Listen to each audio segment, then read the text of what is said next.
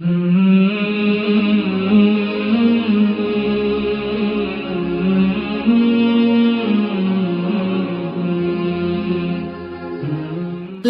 الہ الا اللہ محمد رسول اللہ نحمده ونصلي على رسوله الكريم اما بعد فاعوذ باللہ من الشیطان الرجیم بسم اللہ الرحمن الرحیم رب اشرح لي صدری ويسر لي امری واحلل عقدۃ من لسانی یفقهوا قولی اذا سألك عبادی عنی فانی قریب اجیب دعوت الداعی اذا دعان فلیستجیبوا لی ولیؤمنوا بی لعلہم یرشدون۔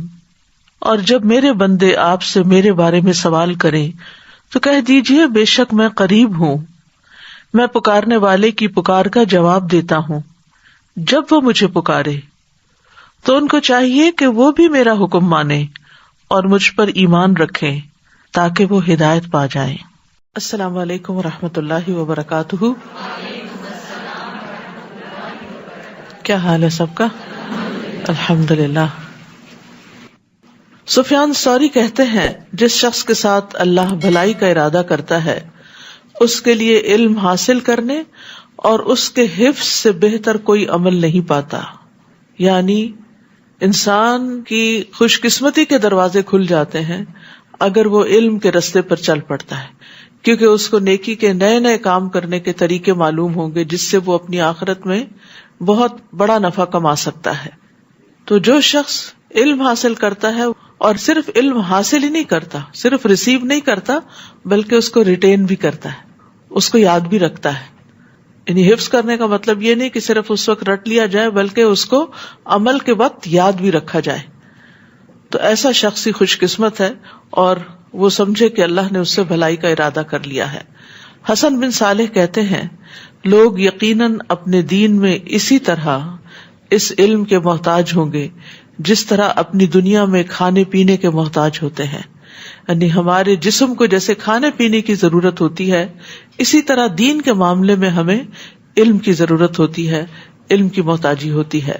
تو اللہ سبحانہ وتعالی ہمیں اس رستے پر چلائے رکھے اور ایسا علم عطا کرے جس سے ہمارے دین و دنیا دونوں سنور جائیں۔ 19واں پارہ۔ اعوذ باللہ من الشیطان الرجیم، بسم اللہ الرحمن الرحیم۔ وقال الذین لا یرجون لقاءنا لولا انزل علینا الملائکۃ او نرى ربنا لقد استكبروا في أنفسهم وعتوا عتوا كبيرا يوم يرون الملائكة لا بشرى يومئذ للمجرمين ويقولون حجرا محجورا۔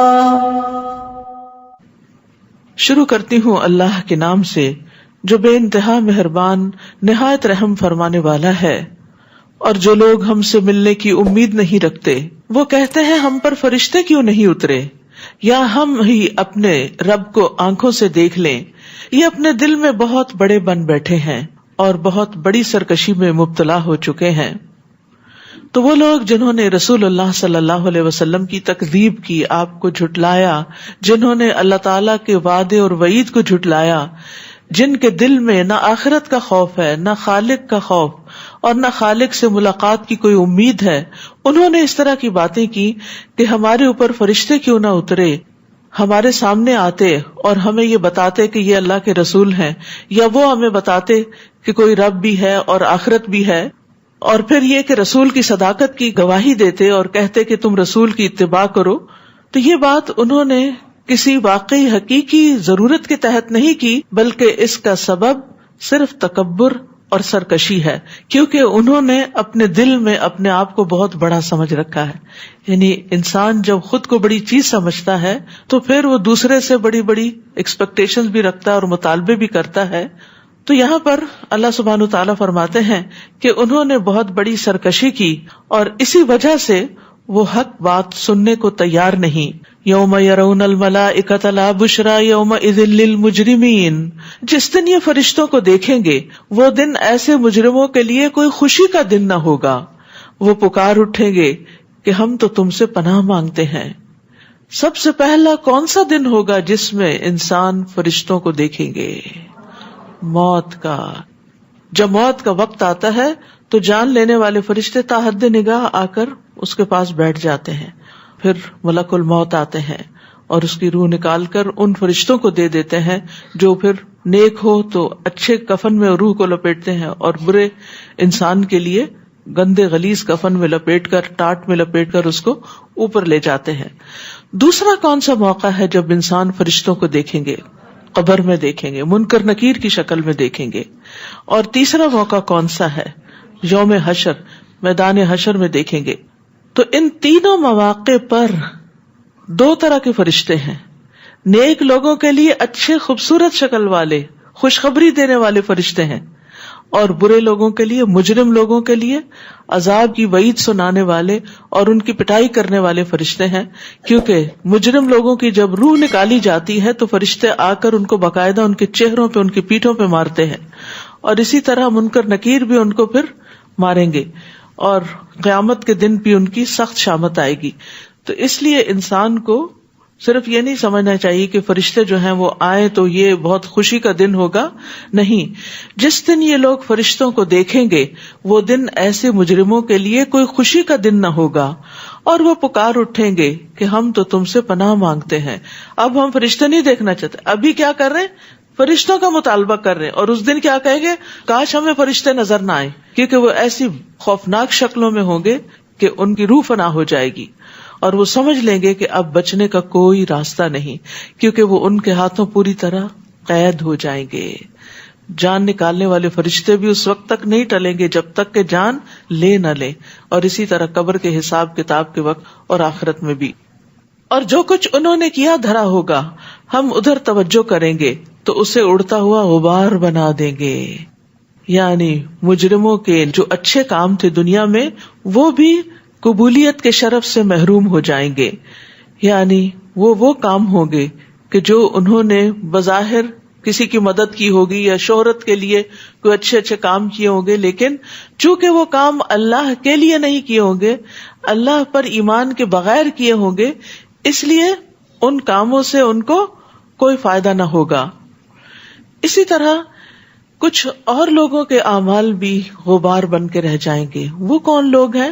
نبی صلی اللہ علیہ وسلم نے فرمایا، میں اپنی امت کے ان لوگوں کو جانتا ہوں جو قیامت کے دن سفید تہامہ پہاڑوں کی مثل ڈھیروں نیکیاں لے کر آئیں گے، لیکن اللہ ان کی نیکیوں کو فضا میں پھیلے ہوئے غبار کے باریک ذروں کی طرح کر دے گا. یعنی وہ چھوٹے چھوٹے دھوپ کی اگر ایک روشنی کی کرن آ رہی ہو نا تو اس میں آپ خاکی ذرات دیکھ سکتے ہیں، تو ان کے اعمال اتنے باریک ذروں میں اڑا دیے جائیں گے.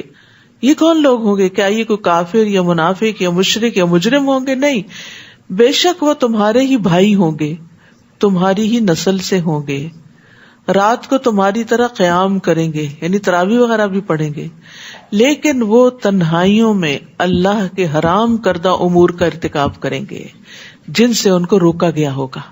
یعنی اکیلے میں وہ حرام کام کرتے ہوں گے. تب حرام کاموں کے اندر بہت ساری چیزیں آ جاتی ہیں، جس میں فحش کام بھی آ جاتے ہیں، زنا آ جاتا ہے، اسکرین کے اوپر غلط چیزیں سننا دیکھنا، یہ چیزیں بھی آتی ہیں.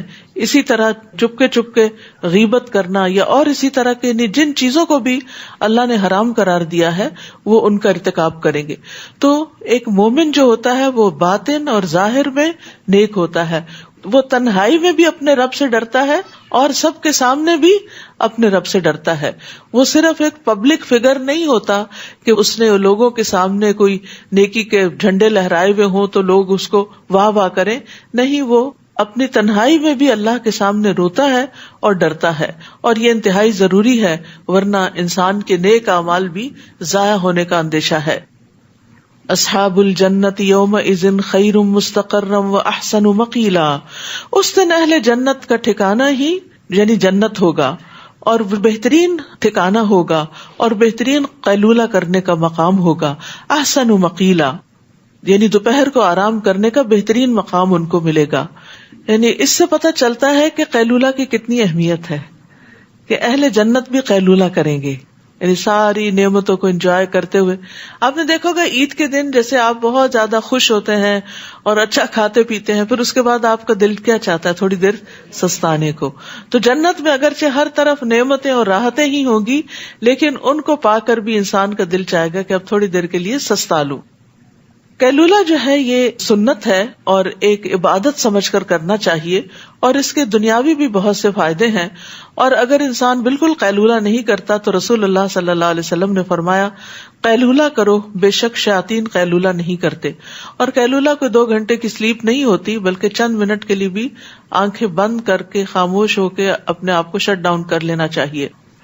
انس رضی اللہ عنہ کہتے ہیں کہ ام سلیم نبی صلی اللہ علیہ وسلم کے لیے چمڑے کا فرش بچھا دیتی تھی، یعنی بیڈ سا بنا دیتی تھی، اور آپ ان کے ہاں اسی چمڑے کے فرش پر قیلولہ کرتے تھے.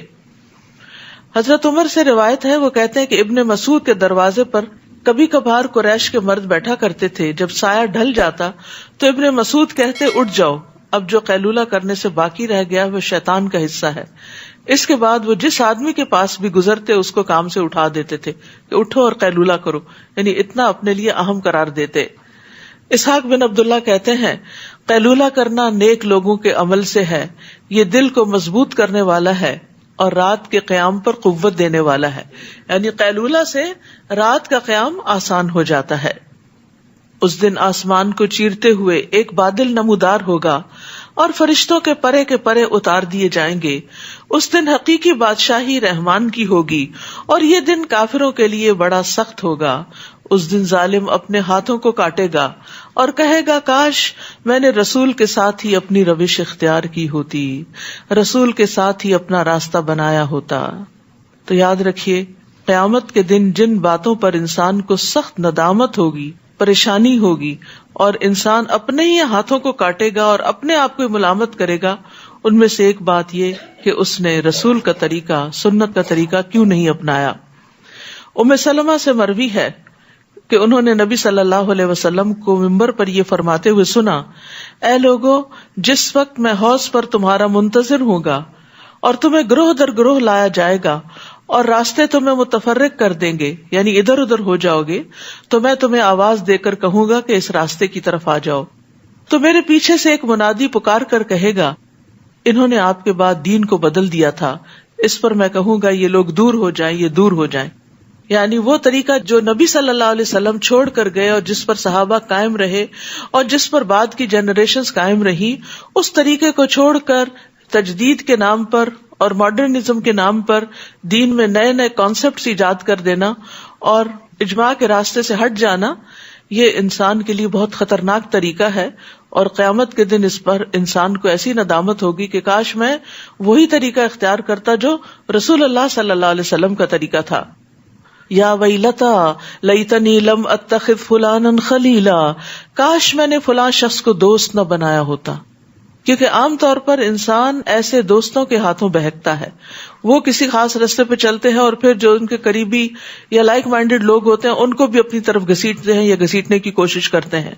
تو اس وقت انسان اس بات کے لیے تو اپنے آپ کو ملامت کرے گا ہی کہ اس نے رسول کا راستہ کیوں نہ اختیار کیا، ساتھ ہی وہ اپنے اس دوست کو بھی برا بھلا کہے گا جس نے اس کو اصل راستے سے ہٹا کر گمراہی کے راستے پہ ڈال دیا.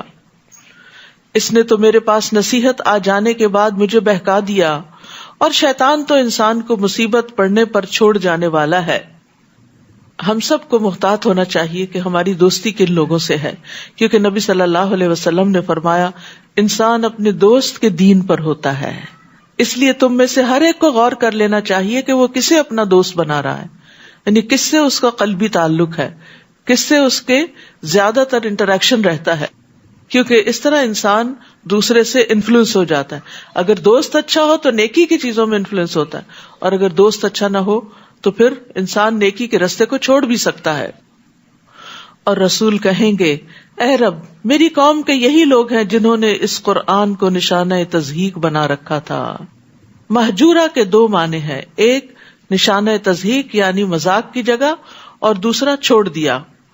علامہ شنقیطی کہتے ہیں کہ ہر مسلمان جو اپنے رب کے سامنے کھڑے ہونے سے ڈرتا ہے، اسے چاہیے کہ اس آیت کریمہ میں غور کرے اور اس میں بار بار گہری نظر سے دیکھے، تاکہ وہ اپنے نفس کے لیے اس عظیم پریشانی اور بڑی مصیبت سے نکلنے کا راستہ بنائے جو اس زمین کے سارے مسلمانوں کو شامل ہے اور عام ہے۔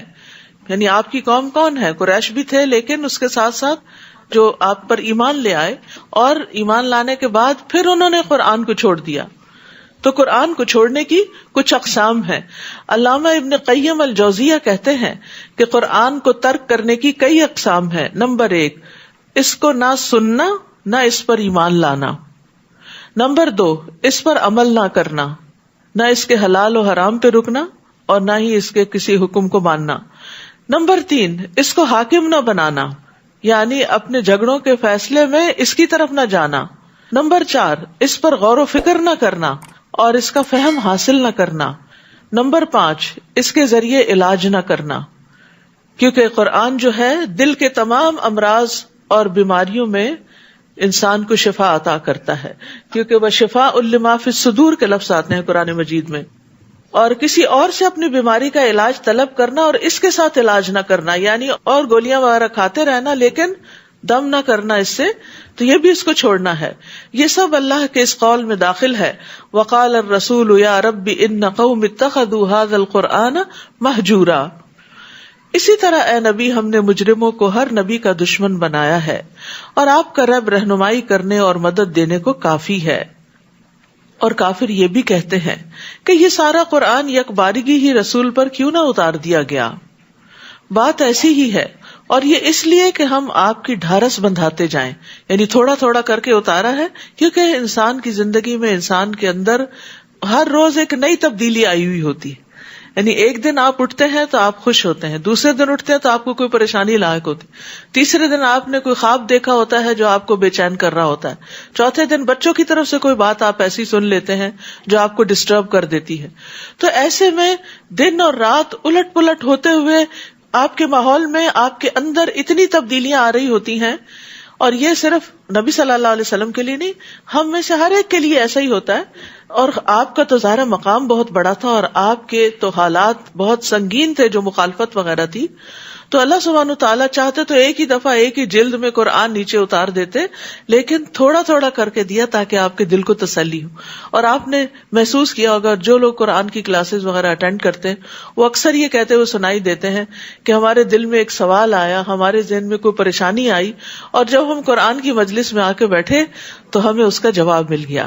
تو یہ ہر روز تھوڑا تھوڑا پڑھنے کا فائدہ ہوتا ہے، اور اس لیے بھی کہ ہم آپ کو ایک خاص ترتیب اور وقفوں سے پڑھ کر سناتے جائیں، اور اس لیے بھی کہ جب یہ کافر آپ کے پاس کوئی مثال یعنی اعتراض لائیں تو اس کا ٹھیک اور برجستہ جواب اور بہترین توجیہ ہم آپ کو بتا دیں، یعنی جو طرح طرح کے اعتراضات لوگ آپ پر کرتے ہیں ان کے جواب بھی آپ کو ساتھ ساتھ ملتے جائیں۔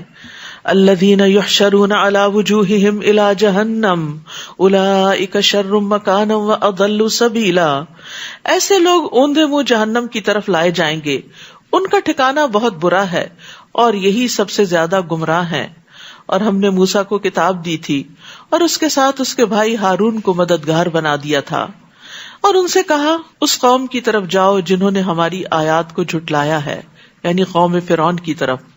بالآخر ہم نے انہیں تہس نہس کر دیا، اور نوح کی قوم نے جب رسولوں کو جھٹلایا تو ہم نے انہیں غرق کر دیا اور انہیں تمام لوگوں کے لیے ایک نشانی بنا دیا۔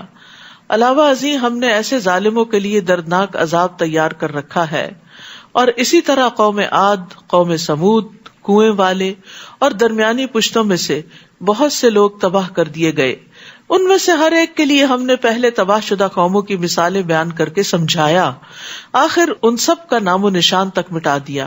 یعنی یہ جتنی بھی قومیں تھیں جن کا اجمالاً ذکر کیا جا رہا ہے، ان سب کو ہم نے پچھلی قوموں کے حالات پیش کر کے خبردار کیا کہ دیکھو انہوں نے انکار کیا تھا، ان کی شامت آئی تھی، کہیں تمہاری بھی نہ آئے۔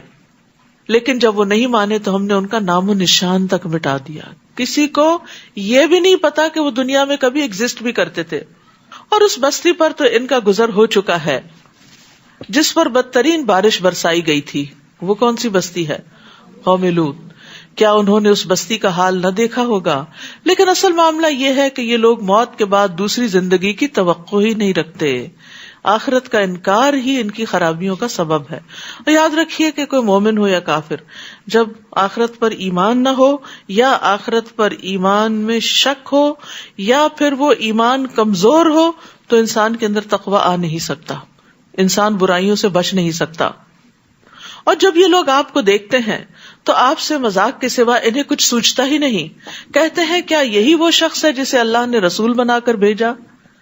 اگر ہم اپنے معبودوں کی عقیدت پر ڈٹے نہ رہتے تو یہ تو ہمیں ان سے برگشتہ کر کے ہی چھوڑتا. جلد ہی انہیں معلوم ہو جائے گا جب یہ عذاب دیکھیں گے کہ کون راہ سے بھٹکا ہوا تھا. أَرَأَيْتَ مَنِ اتَّخَذَ إِلَٰهَهُ هَوَاهُ أَفَأَنْتَ تَكُونُ عَلَيْهِ وَكِيلًا. بھلا آپ نے اس شخص کے حال پر غور کیا جس نے اپنی خواہش ہی کو الہ بنا رکھا ہے؟ ایسے شخص کو راہ راست پر لانے کے آپ ذمہ دار بن سکتے ہیں؟ خواہش کو الہ بنانا، اپنی خواہشات کو سب سے اوپر رکھنا، اللہ کا حکم پیچھے کر دینا اور جو دل میں آیا ہے اس کو فالو کرنا، یعنی اپنی خواہشوں کی اطاعت کرنا ایسا ہے جیسے گویا کہ وہ الہ بن جائے. اور خواہش انسان کو پھر ہر فساد کی طرف لے جاتی ہے، کیونکہ ان النفس لامارۃ بالسوء، خواہشات نفس سے ہوتی ہیں اور نفس انسان کو برائی پر اکساتا رہتا ہے. اور خواہش کی پیروی ہی گمراہی کا باعث ہے. فرمایا وَلَا تَتَّبِعِ الْهَوَىٰ فَيُضِلَّكَ عَن سَبِيلِ اللَّهِ، اور خواہش نفس کی پیروی نہ کرنا ورنہ یہ بات تمہیں اللہ کی راہ سے بھٹکا دے گی. لیکن انسان بہکتے بہکتے کہاں جا گرتا ہے؟ جہنم میں. نبی صلی اللہ علیہ وسلم نے فرمایا کتنے ہی لوگ ایسے ہیں جو اپنی خواہش نفس کو پورا کرنے میں لگ جاتے ہیں، ان کے لیے قیامت کے دن آگ کے سوا کچھ نہیں ہوگا. یہ کیسے ہے؟ جیسے مثال کے طور پر نماز کے وقت آپ کو نیند آ رہی ہے اور آپ کا الارم بج رہا ہے اور آپ اس کو بند کر دیتے، آپ کو پتا ہے نماز کا وقت چلا جائے گا لیکن آپ اٹھ کے ہی نہیں دیتے. اسی طرح روزہ رکھنے کی بجائے کھانا پینا آپ کی بہت بڑی خواہش ہے کہ آپ اس پہ کنٹرول نہیں کر سکتے تو اللہ کا حکم پیچھے کر دیا. اسی طرح آپ کو اپنی کمفرٹیبل لائف بہت پسند ہے تو حج پہ جانا آپ کو مشکل لگتا ہے تو آپ نے اپنی خواہش نفس کی پیروی کی. پھر اسی طرح لوگوں کے ساتھ معاملات میں خواہش نفس میں انسان کی دوسروں کے اوپر حکم چلانا، تحکم اختیار کرنا، ان کو لیٹ ڈاؤن کرنا، یا جو دل میں آئے بولے چلے جانا یا جو دل میں آئے سنتے چلے جانا. تو یہ ساری چیزیں خواہشات نفس سے تعلق رکھتی ہیں. انسان کے جنسی معاملات میں، انسان کی خواہشات میں حلال و حرام کی پرواہ نہ کرنا، بیوی کو چھوڑ کر اور حرام طریقوں سے اپنی خواہش پوری کرنا، یہ ساری چیزیں اسی میں شامل ہو جاتی ہیں. یعنی جو بھی حرام راستے ہیں، ناجائز راستے ہیں، وہ اسی طرف انسان کو لے جاتے ہیں. یا آپ یہ خیال کرتے ہیں کہ ان میں اکثر سنتے اور سمجھتے ہیں، یہ تو مویشیوں کی طرح ہیں، بلکہ ان سے بھی گئے گزرے. جیسے مویشی ہوتا ہے نا، گائے بھینس وغیرہ، ان کو صرف اپنی خواہش پوری کرنے کا ہی پتا ہوتا ہے کہ انہوں نے کھانا پینا ہے اور بچے پیدا کرنے ہیں، اور بس ان کی زندگی میں کوئی اور بڑے مقاصد نہیں ہوتے. آپ دیکھتے نہیں کہ تمہارا رب کس طرح سایہ پھیلا دیتا ہے. اگر وہ چاہتا تو اسے وہیں ساکن ہی رہنے دیتا، سٹل کر دیتا. جیسے ہماری لائٹس آن آف ہوتی ہیں ایسے ہی سورج بھی آن آف ہو جاتا. پھر ہم نے سورج کو اس پر رہنمائی کرنے والا بنایا. اور یہ بھی آپ دیکھیں، صرف اگر ایک ہی جگہ پر سورج چمکتا رہتا تو کتنی عجیب سی یہ دنیا ہوتی. لیکن اب دھیرے دھیرے اٹھتا ہے اور پھر روشن ہو جاتا ہے اور پھر دھیرے دھیرے غروب ہوتا ہے، اور اس میں ایک سکون کی کیفیت ہوتی ہے. اور پھر اس سے اوقات کا بھی پتہ چلتا رہتا ہے کہ صبح ہے، یہ شام ہے. اور پھر جیسے جیسے سورج بلند ہوتا جاتا ہے، ہم اس سائے کو آہستہ آہستہ اپنی طرف سمیٹتے جاتے ہیں. اور وہی تو ہے جس نے تمہارے لیے رات کو لباس، نیند کو باعث آرام اور دن کو جی اٹھنے کا وقت بنایا. اور وہی تو ہے جو اپنی رحمت یعنی بارش سے پیشتر ہواؤں کو بشارت بنا کر بھیجتا ہے. اور ہم نے ہی آسمان سے صاف ستھرا پانی اتارا ہے تاکہ ہم اس پانی سے مردہ علاقے کو زندہ کر دیں اور اپنی مخلوق میں سے بہت سے جانوروں اور انسانوں کو سیراب کریں. ہم نے یہ بات مختلف طریقوں سے ان کے سامنے بیان کی ہے تاکہ وہ کچھ سبق حاصل کریں، لیکن اکثر لوگ کفر کے سوا کوئی اور بات تسلیم ہی نہیں کرتے. اور اگر ہم چاہتے تو ہر بستی میں ایک ڈرانے والا پیغمبر بھیج دیتے. طائف میں الگ ہوتا، مکہ میں الگ، مدینہ میں الگ، لیکن اللہ کا یہ طریقہ نہیں. اللہ کو معلوم ہے کہ ایک ہی نبی سب کے لیے کافی ہے. فلا تطع الکافرین وجاہدہم بہ جہادا کبیرا، لہذا آپ ان کافروں کی بات نہ مانیے اور اس قرآن کے ساتھ ان کے ساتھ زبردست جہاد کیجیے. یعنی قرآن کو لے کر ان کے ساتھ جہاد کیجیے، مطلب یہ ہے کہ اس کی تعلیم کو عام کیجیے، اس کے پیغام کو عام کیجیے اور زیادہ سے زیادہ لوگوں کو کفر اور شرک سے بچائیے. تو اس میں قرآن کو وسیع پیمانے پر پھیلانے اور لوگوں تک لے جانے میں جو محنت ہے اس کو جہاد کا نام دیا گیا، کیونکہ یہ مکی صورت ہے اور مکہ میں کوئی قتال نازل نہیں ہوا تھا، یعنی جنگ کا حکم نہیں آیا تھا، بلکہ زیادہ سے زیادہ لوگوں کو میسج کنوے کیا جا رہا تھا. اور وہی تو ہے جس نے دو سمندروں کو ملا رکھا ہے، جن میں سے ایک کا پانی لذیذ اور شیریں ہے اور دوسرے کا کھاری کڑوا ہے، پھر ان کے درمیان ایک پردہ اور سخت روک کھڑی کر دی ہے. اور وہی ہے جس نے پانی یعنی نطفے سے انسان کو پیدا کیا، پھر میاں بیوی سے نسب اور سسرال کا سلسلہ چلایا، اور آپ کا رب بڑی ہی قدرت والا ہے. یہ لوگ اللہ کو چھوڑ کر ایسی چیزوں کو پوجتے ہیں جو نہ انہیں کچھ فائدہ پہنچا سکتی ہیں اور نہ نقصان، اور کافر اپنے رب کے مقابلے پر ہر باغی کا مددگار بنا ہوا ہے. اور اے نبی، ہم نے تو بس آپ کو خوشخبری دینے والا اور ڈرانے والا ہی بنا کر بھیجا ہے. آپ ان سے کہیے کہ میں اس تبلیغ پر تم سے کوئی اجرت نہیں مانگتا، میری اجرت بس یہی ہے کہ جس کا جی چاہے اپنے رب کا راستہ اختیار کر لے، اور اس ذات پر توکل کیجیے جو ہمیشہ سے زندہ ہے اور اسے کبھی موت نہیں آئے گی. اس کی حمد کے ساتھ اس کی تسبیح کیجیے، وہ اپنے بندوں کے گناہوں سے کافی خبردار ہے، یعنی اپنے بندوں کے بارے میں خوب جانتا ہے کہ وہ کیا کیا گناہ کرتے ہیں. استغفر اللہ. اس لیے انسان لوگوں سے ڈرے تو فائدہ کوئی نہیں، لوگوں سے چھپ کے گناہ کرے تو فائدہ نہیں، کیونکہ گناہ کا اصل نقصان جہاں ہے یا جس کی طرف سے گناہ پہ سزا ملنے والی، وہ تو ہر جگہ ہی دیکھ رہا ہے. لوگ دیکھ رہے ہوں یا نہ دیکھ رہے ہوں، وہ ہر جگہ دیکھ رہا ہے. تو اس لیے چھپ کے بھی گناہ کرنے کا فائدہ نہیں، کیونکہ وہ بھی اللہ کی نظر میں ہے. کون ہے اللہ؟ الذی خلق السماوات والارض، جس نے آسمانوں اور زمین اور جو کچھ ان کے درمیان ہے سب کچھ 6 دنوں میں پیدا کیا، پھر وہ عرش پر مستوی ہوا. وہی رحمان ہے، اس کا حال کسی باخبر سے پوچھ لیجئے. یعنی جو رحمان کی معرفت رکھتا ہے، رحمان کو پہچانتا ہے، اس سے معلوم کیجئے کہ رحمان کون ہے اور اس کی رحمت کیا ہے. اور جب انہیں کہا جاتا ہے کہ رحمان کو سجدہ کرو تو کہتے ہیں رحمان کیا ہوتا ہے؟ کیا ہم اس کو سجدہ کریں جس کا تو ہمیں حکم دیتا ہے؟ اور یہ دعوت ان کی نفرت میں مزید اضافہ کر دیتی ہے.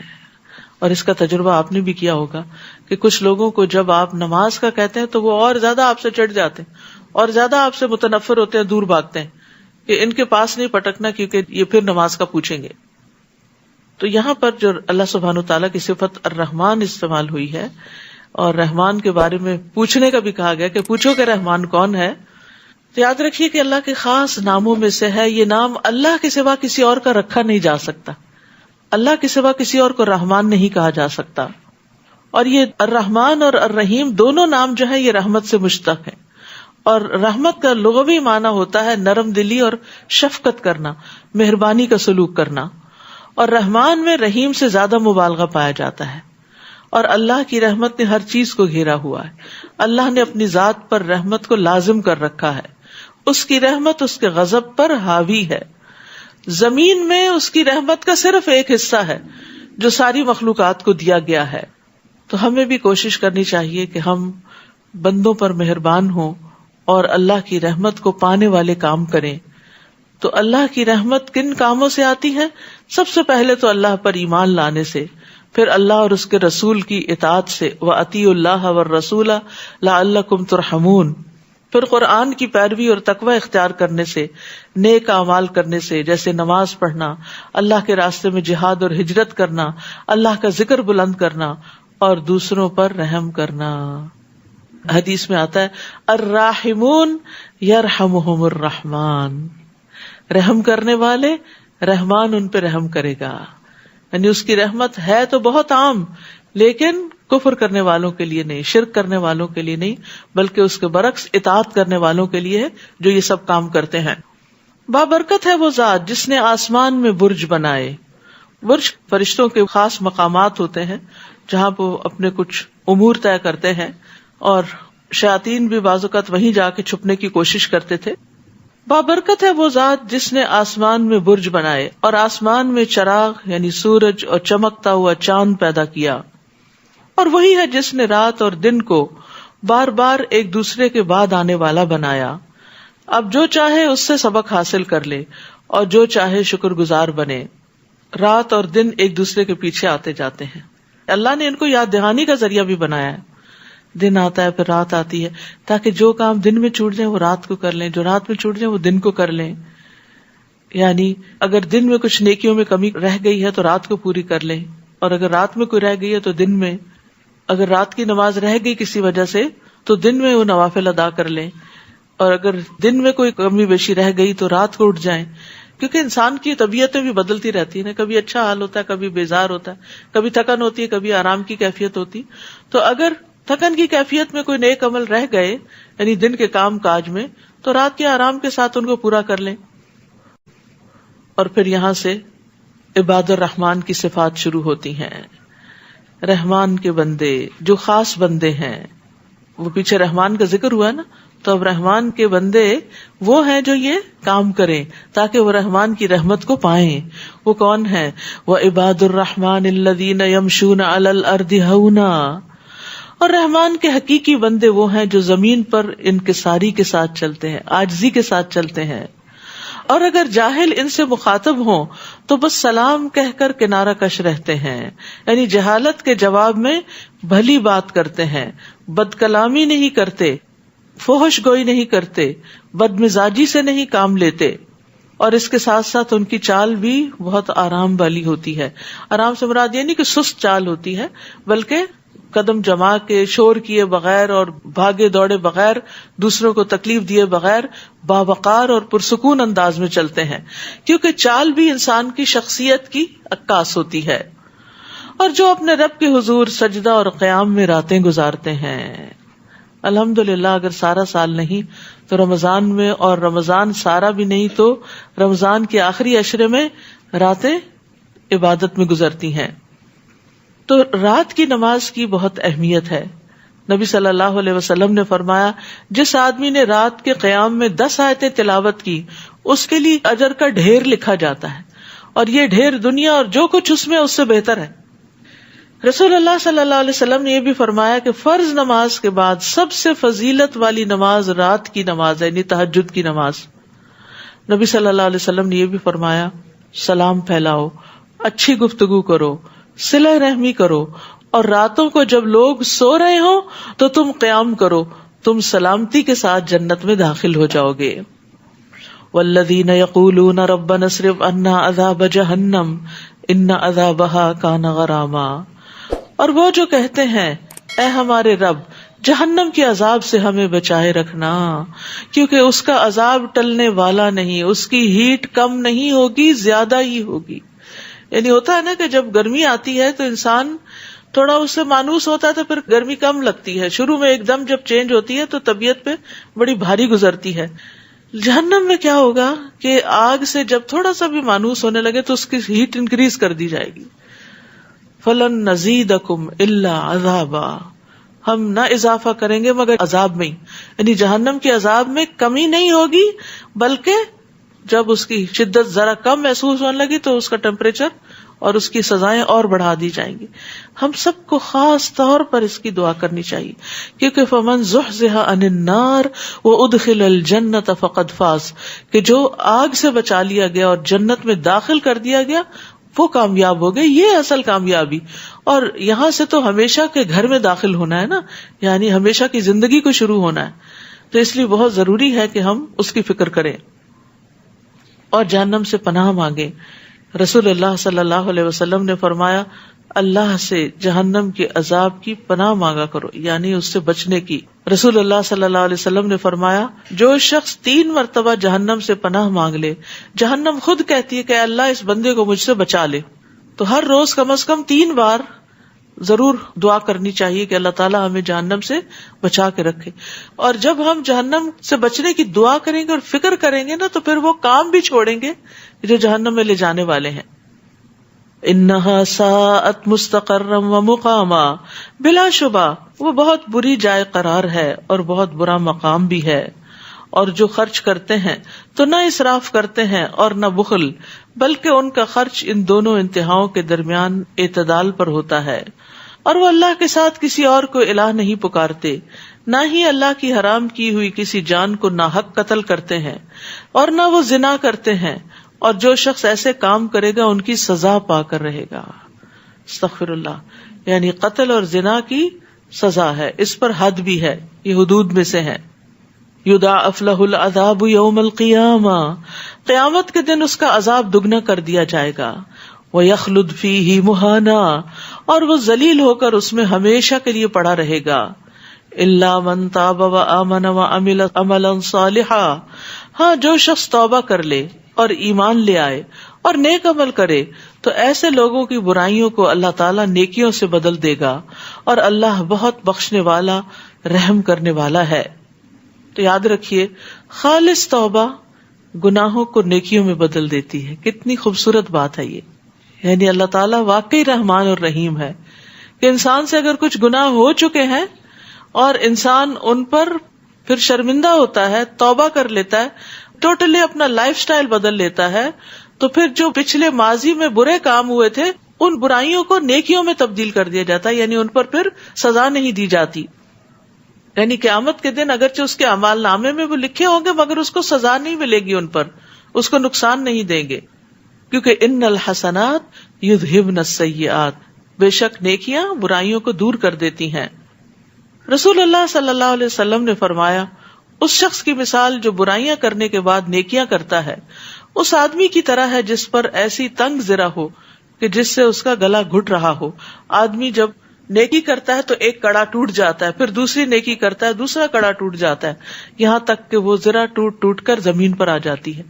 یعنی گناہ جو ہے وہ انسان کو جکڑ لیتے ہیں، اس کے دل کو بھی پکڑ لیتے ہیں اور اوور آل بھی اس کو جکڑ لیتے ہیں. یعنی ایسا انسان ریلیکس نہیں ہوتا، خوش نہیں ہوتا. تو توبہ جو ہے وہ ایک ایک وہ جو کڑا ہے جس نے انسان کو جکڑا ہوا ہے اس کو توڑنا شروع کر دیتی ہے، اور ایک ایک نیکی جو ہے وہ انسان کو شرح صدر عطا کرتی. جیسا کہ آپ نے محسوس کیا ہوگا کہ جب آپ تراویح پڑھتے ہیں، قرآن کی تلاوت کرتے ہیں، ذکر اذکار کرتے ہیں، صدقہ خیرات کرتے ہیں، قرآن کی تفسیر سنتے ہیں، یہ سب نیکی کے کام ہے نا. تو اس سے آپ کے اندر، آپ کے دل کی گھٹن میں ضرور کمی واقع ہوتی ہے.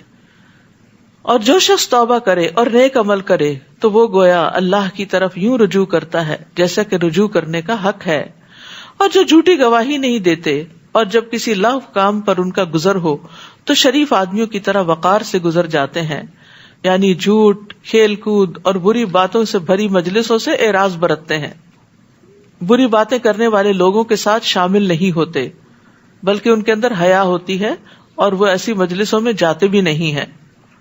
ابن قیم کہتے ہیں کہ اللہ سبحانہ وتعالیٰ نے عباد الرحمان کی اس بات پہ تعریف فرمائی ہے کہ وہ جھوٹی مجلسوں میں جانا چھوڑ دیتے ہیں. یعنی ایسے مجالس میں نہیں جاتے جہاں جھوٹ فریب کا کاروبار ہو یا دھوکہ دہی ہو یا پھر جھوٹی باتیں پھیلائی جا رہی ہو، ان جگہوں کو وہ چھوڑ دیتے ہیں. تو فرمایا تو اس کا کیا حال ہوگا جو جھوٹ بولے اور اس پر عمل کرے، پھر اس کی کیسی پکڑ ہوگی. جو شخص جھوٹ سے نہ بچے اس کا تو روزہ بھی قبول نہیں ہوتا. من لم يدع قول الزور والعمل به والجهل فليس لله حاجة ان يدع طعامه وشرابه. جو شخص جھوٹ بات کرنا اور اس پر عمل کرنا اور جہالت کی باتوں کو نہیں چھوڑتا تو اللہ کو اس کے روزے کی کوئی ضرورت نہیں کہ وہ اپنا کھانا اور پینا چھوڑ دے. اور جب انہیں اپنے رب کی آیات سے نصیحت کی جاتی ہے تو ان پر اندھے اور بہرے ہو کر نہیں گرتے بلکہ ان کا گہرا اثر قبول کرتے ہیں. رب کی آیات کو بس اندھوں بہروں کی طرح نہیں سنتے. بہرا وہ ہوتا نا جس کے کان کو آواز لگے بھی تو اس کو سنائی نہیں دیتا اور اندر نہیں کچھ بھی اترتا، سمجھ کچھ نہیں آتی کہ دوسرا کیا کہہ رہا ہے. تو اسی طرح قرآن کو بس صرف اس طرح سننا کہ کچھ سمجھ نہ آئے تو یہ بھی درست نہیں. اس کا یہ مطلب نہیں کہ قرآن سننا چھوڑ دے انسان. اس کا کیا مطلب ہے کہ قرآن کو سمجھنے کی کوشش کرے. اور وہ جو دعا کرتے ہیں ربنا هب لنا من ازواجنا وذرياتنا قرة اعین واجعلنا للمتقین اماما، اے ہمارے رب ہمیں اپنے ازواج اور اولاد کی طرف سے آنکھوں کی ٹھنڈک عطا کر اور ہمیں متقی لوگوں کا پیشوا بنا. قرظی کہتے ہیں مومن کی آنکھ کو اس بات سے بڑھ کر ٹھنڈا کرنے والی اور کوئی چیز نہیں کہ وہ اپنی بیوی اور اپنی اولاد کو اللہ کا مطیع فرما دیکھے.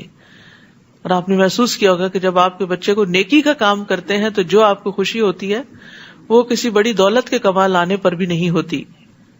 تو اس سے یہ بھی پتہ چلتا ہے کہ ہمیں اپنی اولاد کی اچھی تربیت بھی کرنی چاہیے اور انہیں باادب بنانا چاہیے، دوسروں کے فائدے کا بنانا چاہیے، امت کی اور تمام انسانیت کی خیرخواہی کرنے والا بنانا چاہیے.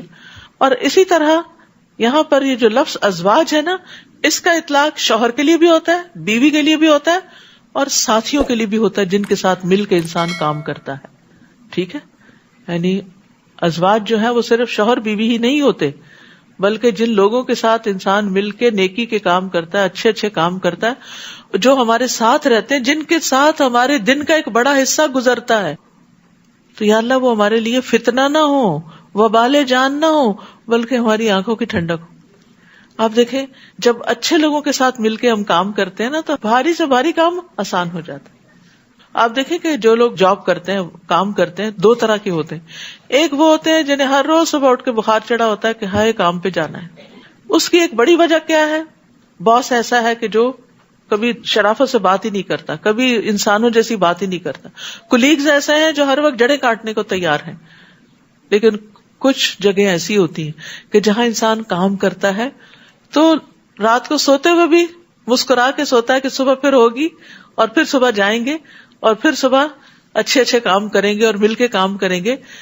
تو یہ بہت بڑی نعمت ہوتی. تو آج کے بعد جب یہ دعا مانگے نا تو اس میں صرف گھر والوں کی نہیں مانگے، اپنے ساتھیوں کے لیے بھی مانگے کہ اللہ انہیں بھی ہماری آنکھوں کی ٹھنڈک بنا. کیونکہ بعض دوست ایسے ہوتے ہیں کہ جو ہمیں اچھے بھی لگتے ہیں لیکن ہمارے لیے بڑی مصیبت بھی بن جاتے ہیں، یعنی بہت ڈسٹرب بھی کرتے ہیں طرح طرح کی غلط باتیں کر کے یا غیبت کر کے. کیونکہ کچھ دوستوں نے تو دوستوں کو ڈسٹ بن بنایا ہوتا ہے، یعنی جو بری بات دیکھی، جو ایکسپیرینس ہوا وہ لا کے ان پہ ڈمپ کر دیا، اور باقاعدہ کال کر کے یا میسج کر کے کوئی نہ کوئی بری خبر سناتے رہتے ہیں آپ کو. کیونکہ ان کا اپنا دماغ خراب ہوتا ہے، خود نیگیٹو تھنکنگ ہوتی ہے، لہٰذا ہر ایک سے وہ لڑائی کر رہے ہوتے ہیں اور پھر اپنی لڑائیوں کی داستانیں آپ کو سناتے ہیں. تو ایسے لوگوں سے بھی پناہ مانگنی چاہیے کہ اللہ یا وہ ٹھیک ہو جائے یا پھر ہمیں ان سے نجات دے. کیونکہ انسان کا سارا دن خراب ہو جاتا ہے جب صبح صبح ہی انسان کے ایسے لوگوں سے واسطہ پڑے یا ایسے لوگوں کی بات سنے. اس کے برعکس جب آپ کسی کو صبح صبح ملاقات کریں، ہنستے مسکراتے ویلکم کرتے ہوئے، تو پھر آپ دیکھیں دن کیسے گزرے گا اور زندگی کتنی خوشگوار ہو جائے گی، اور نیکی کے بڑے بڑے کام، بھاری بھاری کام آپ کے لیے آسان ہو جائیں گے. اور پھر اس میں یہ بھی ہے کہ وَجَعَلْنَا لِلْمُتَّقِينَ إِمَامًا، کہ اللہ جو ہمارے فالوورز ہوں، جن کی ہم امامت کریں، وہ بھی متقی ہوں. کیونکہ جس انسان کے فالوورز متقی ہوتے ہیں وہ امام کو بھٹکنے نہیں دیتے. جیسے امام نماز پڑھا رہا ہوتا ہے، اتنی سی بھی غلطی کرے تو پیچھے والا اگر حافظ الرٹ ہے تو وہ کیا کرے گا، وہ زیر زبر کو بھی جانے نہیں دیتا آگے. لیکن اگر وہی غافل کھڑے ہیں پیچھے تو بڑی بڑی مسٹیکس کو چھوڑ دیتے ہیں. تو اسی طرح اگر ہمارے ساتھی یا ہمارے فالوورز، یا جیسے ایک ماں ہے تو بچے اس کے فالوورز ہیں، نیک بچے ہوں گے تو وہ ماں باپ کو سمجھائیں گے کہ دیکھیں بابا یہ نہیں کریں، دیکھیں ماما یہ نہیں کریں، یہ اللہ نے منع کیا ہے. جو یا اللہ ہمیں متقین کے بیچ میں رکھ، اور متقین کے ساتھ ہی ہم وتوفنا مع الابرار، نیک لوگوں کے ہاتھوں ہماری روح نکلے، اس وقت وہ ہمیں سنبھالنے والے ہوں، نیک لوگ ہمارا جنازہ پڑھنے والے ہوں، تاکہ ہماری آگے کی منزلیں بھی آسان ہوں.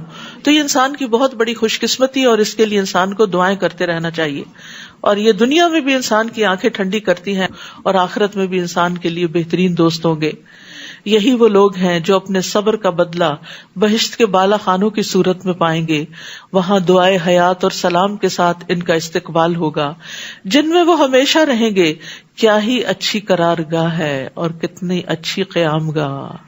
تو 11 صفات کا ذکر ہے یہاں: انکساری اور بردباری، تہجد پڑھنا، اللہ کا خوف رکھنا، فضول خرچی اور بخیلی چھوڑ دینا، شرک سے بچنا، زنا چھوڑ دینا، ناحق قتل نہ کرنا، توبہ کرنا، جھوٹ چھوڑ دینا، بدسلوکی کرنے والے سے درگزر کرنا، حق کی دعوت قبول کرنا، اس بات کا اظہار کرنا کہ وہ اللہ کی بارگاہ میں دعا کرنے کا محتاج ہے. اے نبی آپ لوگوں سے کہہ دیجئے کہ اگر تم اسے نہیں پکارتے تو میرے رب کو تمہاری کوئی پرواہ نہیں، تو تم حق کو جھٹلا چکے، اب جلد ہی ایسی سزا پاؤ گے جس سے جان چھڑانا محال ہوگی۔ سورۃ الشعراء۔ بسم اللہ الرحمن الرحیم طاسیم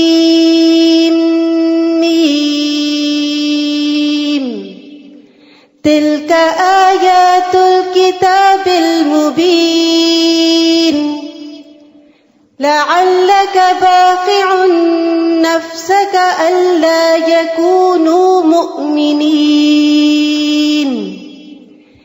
ان نشأ ننزل علیہم من السماء آیۃ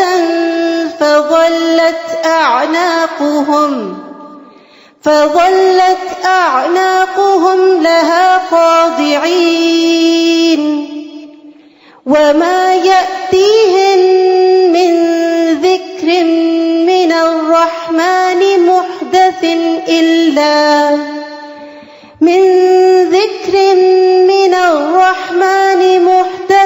إلا كانوا عنه معرضين۔ شروع کرتی ہوں اللہ کے نام سے جو بے انتہا مہربان نہایت رحم فرمانے والا ہے۔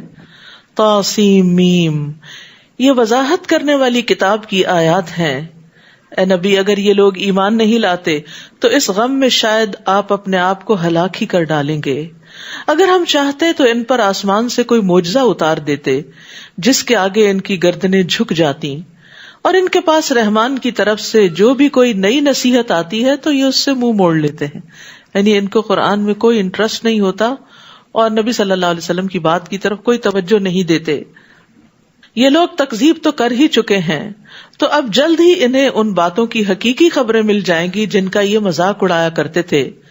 کیا انہوں نے زمین کو نہیں دیکھا کہ ہم نے اس میں کتنی کثیر مقدار میں ہر طرح کی عمدہ نباتات پیدا کی ہے؟ ان فی ذلک لآیہ وما کان اکثرهم مؤمنین، یقیناً اس میں ایک نشانی ہے لیکن ان میں اکثر ایمان لانے والے نہیں۔ وان ربک لہو العزیز الرحیم، بلا شبہ آپ کا رب ہر چیز پر غالب ہے اور رحم کرنے والا ہے۔ اس صورت میں 9 مقامات پر ان 2 آیات کی تکرار ہوئی ہے۔ سب سے پہلی آیت جس سے بات شروع کی گئی وہ کائنات کی نشانی ہے، آیات کونیہ میں سے ہے کہ لوگ کائنات کی نشانیوں پہ غور نہیں کرتے، اگر یہ غور کرتے تو اپنے رب کو پا لیتے، لیکن اکثر لوگ اسی وجہ سے مومن نہیں کہ غور و فکر کا طریقہ ان کا درست نہیں۔ اور یہاں اللہ تعالیٰ کی 2 صفات کا ذکر ہے، العزیز الرحیم۔ العزیز ایسی ہستی ہوتی ہے جس کا کوئی ادراک نہیں کر سکتا، اور وہ مخلوقات کی صفات سے بہت بلند ہوتی ہے، جس کا مرتبہ بہت بلند ہوتا ہے، جو کسی کے آگے جھکتا نہیں، جو عقل و فہم سے اتنا دور ہوتا ہے کہ اس کا احاطہ عقل سے نہیں کیا جا سکتا، وہ اپنی ذات میں بے نیاز ہوتا ہے، کسی کا محتاج نہیں ہوتا، وہ ایسی ہستی ہوتی ہے کہ جیسی کوئی اور ہستی ہے ہی نہیں، اور مخلوقات اس کی شدید محتاج ہیں، اس تک رسائی پانا مشکل ہوتا ہے، لیکن اس کے ساتھ چونکہ وہ رحیم ہے اس لیے وہ مخلوق کی دعائیں سنتا ہے، غالب ہے جس کو مغلوب نہیں کیا جا سکتا، محفوظ ہے جس کو کوئی نقصان نہیں دے سکتا، وہ جس کو کوئی پکڑ نہیں سکتا، بھاگنے والے اس کو عاجز اور بے بس نہیں کر سکتے، اور الرحیم تو بہت رحم کرنے والا، بار بار رحم کرنے والا ہے، جو مساکین کی فریاد رسی کرتا ہے اور سب کے ساتھ شفقت کا معاملہ کرتا ہے، خواہ وہ اس کی اطاعت کریں یا نہ کریں۔ وَإِذْ نَادَى رَبُّكَ مُوسَىٰ أَنِ ائْتِ الْقَوْمَ الظَّالِمِينَ، اور وہ واقعہ یاد کرو جب تمہارے رب نے موسیٰ کو پکارا کہ ظالم قوم کے پاس جاؤ، یعنی قوم فرعون جو اپنی جان پہ بھی ظلم کرتی ہے اور خاص طور پر بنی اسرائیل پہ ظلم ڈھا رکھا ہے، یعنی قوم فرعون کے پاس۔ کیا وہ ڈرتے نہیں؟ موسیٰ نے عرض کیا، میرے رب میں ڈرتا ہوں کہ وہ مجھے جھٹلا دیں گے۔ بہت جابر قسم کے لوگ تھے۔ وَيَضِيقُ صَدْرِي وَلَا يَنطَلِقُ لِسَانِي فَأَرْسِلْ إِلَىٰ هَارُونَ، میرا سینہ گھٹتا ہے یعنی دم رکتا ہے، زبان بھی نہیں چلتی، یعنی اتنا پریشر ہے ان کے ظلم و ستم کا مجھ پر کہ میں ان کے سامنے بات نہیں کر سکوں گا، لہذا ہارون کو بھی رسالت عطا فرما۔ تو یاد رکھیے اگر کوئی کام آپ اکیلے نہیں کر سکتے تو کوئی بری بات نہیں ہے. موسیٰ علیہ السلام جو اتنے قوی اولو العزم پیغمبر تھے، اس کام کے لیے اپنے آپ کو مشکل میں پاتے ہیں، یہ میں نہیں کر پاؤں گا. ایسی کیفیات ہر ایک کے اوپر آتی ہیں جب آپ کو کوئی ذمہ داری دی جاتی ہے، کوئی ڈیوٹی دی جاتی ہے، اور بعض اوقات وہ ایسی ہوتی ہے کہ آپ کہتے نہیں میری لمٹ سے باہر ہے، میرے لیے مشکل ہے. تو جب بھی ایسا کوئی مرحلہ ہو یا کوئی بہت سارے مہمان گھر میں آ رہے ہوں اور آپ کے لیے بڑے پیمانے پہ کوکنگ مشکل ہو، یا دین یا دنیا کا کوئی بھی کام ہو، تو اس میں کسی دوسرے سے مدد لینے میں کوئی حرج نہیں. کیونکہ موسیٰ علیہ السلام نے کہا میرے ساتھ ہارون کو بھیج دیجئے، پھر ذرا ہم 2 ہوں گے نا تو تسلی ہوگی. تو جب آپ کے ساتھ کسی نیک کام میں اور مددگار بھی مل جاتے ہیں تو بڑے سے بڑے کام پھر آسان ہو جاتے ہیں. رسول اللہ صلی اللہ علیہ وسلم نے فرمایا اللہ نے کوئی نبی یا خلیفہ نہیں بھیجا مگر اس کے ساتھ 2 طرح کے صلاح کار اور مشیر ہوتے ہیں. ایک اسے نیکی کا حکم دیتا اور برائی سے منع کرتا ہے، اور دوسرا اسے دیوانہ بنانے میں کوئی دقیقہ نہیں چھوڑتا. جس کو اس کے برے ہمراز سے بچا لیا گیا پس وہ محفوظ رہا. تو آپ کا ہمزاد جو تھا وہ مسلمان تھا، ٹھیک ہے. اور نیک وزیر جو ہوتا ہے وہ اللہ کی طرف سے حکمران کی بھلائی کا سبب بنتا ہے. یعنی کسی بھی کیپیسٹی میں آپ کو کوئی اچھا مخلص ساتھی، مددگار، مشورہ دینے والا، آپ کا مینٹور، کوئی تربیت کرنے والا مل جائے تو یہ بڑی خوش قسمتی کی بات ہوتی. کیونکہ ایسا ہوتا ہے نا کہ انسان کے اوپر جب بھی کوئی پریشر آتا ہے تو انسان کا دل چاہتا ہے میں کسی سے مشورہ کروں، کوئی ڈیسیژن آپ نے لینا ہے. تو یاد رکھیے اکیلا انسان اکیلا ہی ہوتا ہے، لیکن 2 11 ہو جاتے ہیں، کام بھی آسان ہوتا ہے اور ذہنوں کا جو اشتراک ہوتا ہے اس سے نئی جہتیں بھی نکلتی ہیں. تو اس لیے صرف اپنی ذات کے اندر نہ کھوئے رہیں، صرف اپنے آپ کو ہی عقل کل نہ سمجھا کریں، بلکہ اپنے سے بہتر علم والوں، تجربے والے، یعنی ایک شخص جس کے پاس کوئی ڈگری نہیں لیکن اس کے پاس زندگی کا ایکسپیرینس ہے، انتہائی سمجھدار شخص ہے، کبھی آر محسوس نہ کریں کہ اس سے کوئی مشورہ لے لیں. پھر موسیٰ علیہ السلام کہتے اور میرے ذمہ ان کا ایک جرم بھی ہے، وہ جو قبطی کو قتل کر دیا تھا، میں ڈرتا ہوں کہ مجھے مار ہی نہ ڈالیں. اللہ تعالیٰ نے فرمایا ایسا ہرگز نہیں ہوگا، تم دونوں ہماری نشانیاں لے کر جاؤ، ہم بھی تمہارے ساتھ ہیں، سب کچھ سن رہے ہیں. فرعون کے پاس جا کر اس سے کہو ہم رب العالمین کے رسول ہیں اور اس لیے آئے ہیں کہ تو بنی اسرائیل کو آزاد کر کے ہمارے ساتھ روانہ کر دے تاکہ ہم اپنے وطن واپس چلے جائیں. فرعون کہنے لگا کیا ہم نے تمہیں اپنے ہاں بچپن میں پالا نہ تھا اور تو نے اپنی عمر کے کئی سال ہمارے ہاں نہیں گزارے؟ وفعلت فعلتک التی فعلت وانت من الکافرین، نیز تو نے وہ کام کیا جو کر کے چلا گیا اور تو ہے ہی ناشکرا. یعنی ہم نے تو تجھ پہ بڑا احسان کیا تھا لیکن تم نے ہمارا ہی بندہ مار ڈالا. موسیٰ نے کہا وہ کام تو اس وقت مجھ سے بھول چوک سے ہو گیا تھا، یعنی میرا ارادہ نہیں تھا، وہ تو قتل خطا تھا، لہٰذا میں تمہارے خوف سے بھاگ گیا. اعتراف کر لیا. کتنا ریلیوڈ فیل ہوتا ہے جب اپنی غلطی کو مان لیتا ہے یا اپنے کیے ہوئے کام کو اکنالج کر لیتا ہے کہ ہاں یہ میرا ہی کام ہے، چاہے دوسرے کو پسند نہ بھی آ رہا ہو. پھر مجھے میرے رب نے حکمت عطا کی اور مجھے رسول بنایا، اور جو احسان تو مجھے پہ جتلا رہا ہے اس کی وجہ تو یہی تھی کہ تو نے بنی اسرائیل کو غلام بنا رکھا تھا، ورنہ میں تو اپنے ماں باپ کے گھر پلتا. تو اپنے جرم کو بھول کے صرف اپنی نیکی کا ذکر کرنا فرعونی رویہ ہے، اور دوسری طرف اپنی کمی بیشی، کمی کوتاہی کا اعتراف کر لینا یہ پیغمبرانہ رویہ ہے جیسے موسیٰ علیہ السلام کر رہے ہیں. تو 2 کیریکٹرز آپ کے سامنے ہیں. اب یہ ہم پر ہے کہ ہم کس راستے پہ چلتے ہیں. اور یاد رکھیے احسان جتلانا تو ویسے ہی ایک بہت برا فعل ہے. اللہ تعالیٰ قیامت کے دن 3 لوگوں سے بات نہیں کرے گا. ان میں سے ایک وہ ہے جو بہت زیادہ احسان جتاتا ہے، کہ جو بھی کوئی چیز دیتا ہے اس میں احسان ضرور جتاتا ہے. کوئی چھوٹی سی بھی نیکی آپ کے ساتھ کرے تو مینشن ضرور کرتا ہے، آپ کے سامنے دوبارہ کرے گا، کسی اور کے سامنے جا کے کرے گا. اسی طرح ایک اور روایت میں بھی آتا ہے 3 قسم کے افراد کی نہ فرضی عبادت قبول ہے نہ نفلی. نمبر 1 نافرمان و بد سلوک، نمبر 2 احسان جتلانے والا، نمبر 3 تقدیر کو جھٹلانے والا. اسی طرح آپ نے فرمایا کہ یہ لوگ جنت سے محروم ہیں. احسان جتلانے والا، ماں باپ کا نافرمان اور عادی شرابی یہ جنت میں نہیں جائیں گے. اللہ سبحانہ وتعالیٰ ہمیں ان ساری برائیوں سے محفوظ رکھے. فرعون کہنے لگا یہ رب العالمین کیا ہوتا ہے؟ موسیٰ نے کہا وہ جو آسمانوں، زمین اور جو کچھ ان کے درمیان ہے سب کا مالک ہے، اگر تمہیں کچھ یقین آ جائے. فرعون نے اپنے آس پاس والوں سے کہا کچھ سن رہے ہو نا؟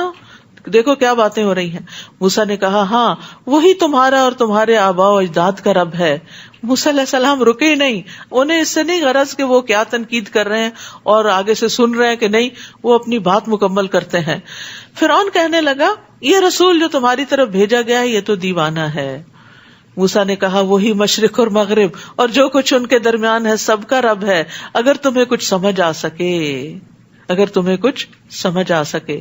فرعون بولا دیکھو اگر تم نے میرے سوا کوئی اور الہ مانا تو میں تجھے قید میں ڈال دوں گا. موسیٰ نے کہا خواہ میں تیرے پاس کوئی واضح نشانی لے آؤں. فرعون کہنے لگا لاؤ وہ چیز اگر تم سچے ہو. چنانچہ موسیٰ نے اپنا عصا پھینکا تو وہ فوراً ہو بہو ایک اژدہا بن گیا. نیز موسیٰ نے اپنا ہاتھ بغل سے کھینچا تو وہ یکدم دیکھنے والوں کے سامنے چمک رہا تھا. فرعون نے اپنے آس پاس والوں سے کہا یہ تو یقیناً بڑا ماہر جادوگر ہے. کیسے جھٹلاتے ہیں لوگ. وہ چاہتا ہے کہ اپنے جادو کے زور سے تمہیں تمہارے ملک سے نکال دے. اب تم کیا مشورہ دیتے ہو؟ کتنا بڑا جھوٹ. کیونکہ موسیٰ علیہ السلام نے کہا تھا بنی اسرائیل کو بھیج دو. وہ بنی اسرائیل کو لینے آئے تھے اور فرعون الزام دے رہا ہے کہ یہ تمہیں یہاں سے نکالنا چاہتا ہے.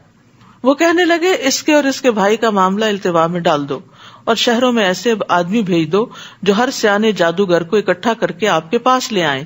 چنانچہ ایک معین دن کے ایک مقرر وقت پر تمام جادوگروں کو اکٹھا کیا گیا اور لوگوں سے پوچھا گیا کیا تم بھی اس اجتماع میں شامل ہوگے؟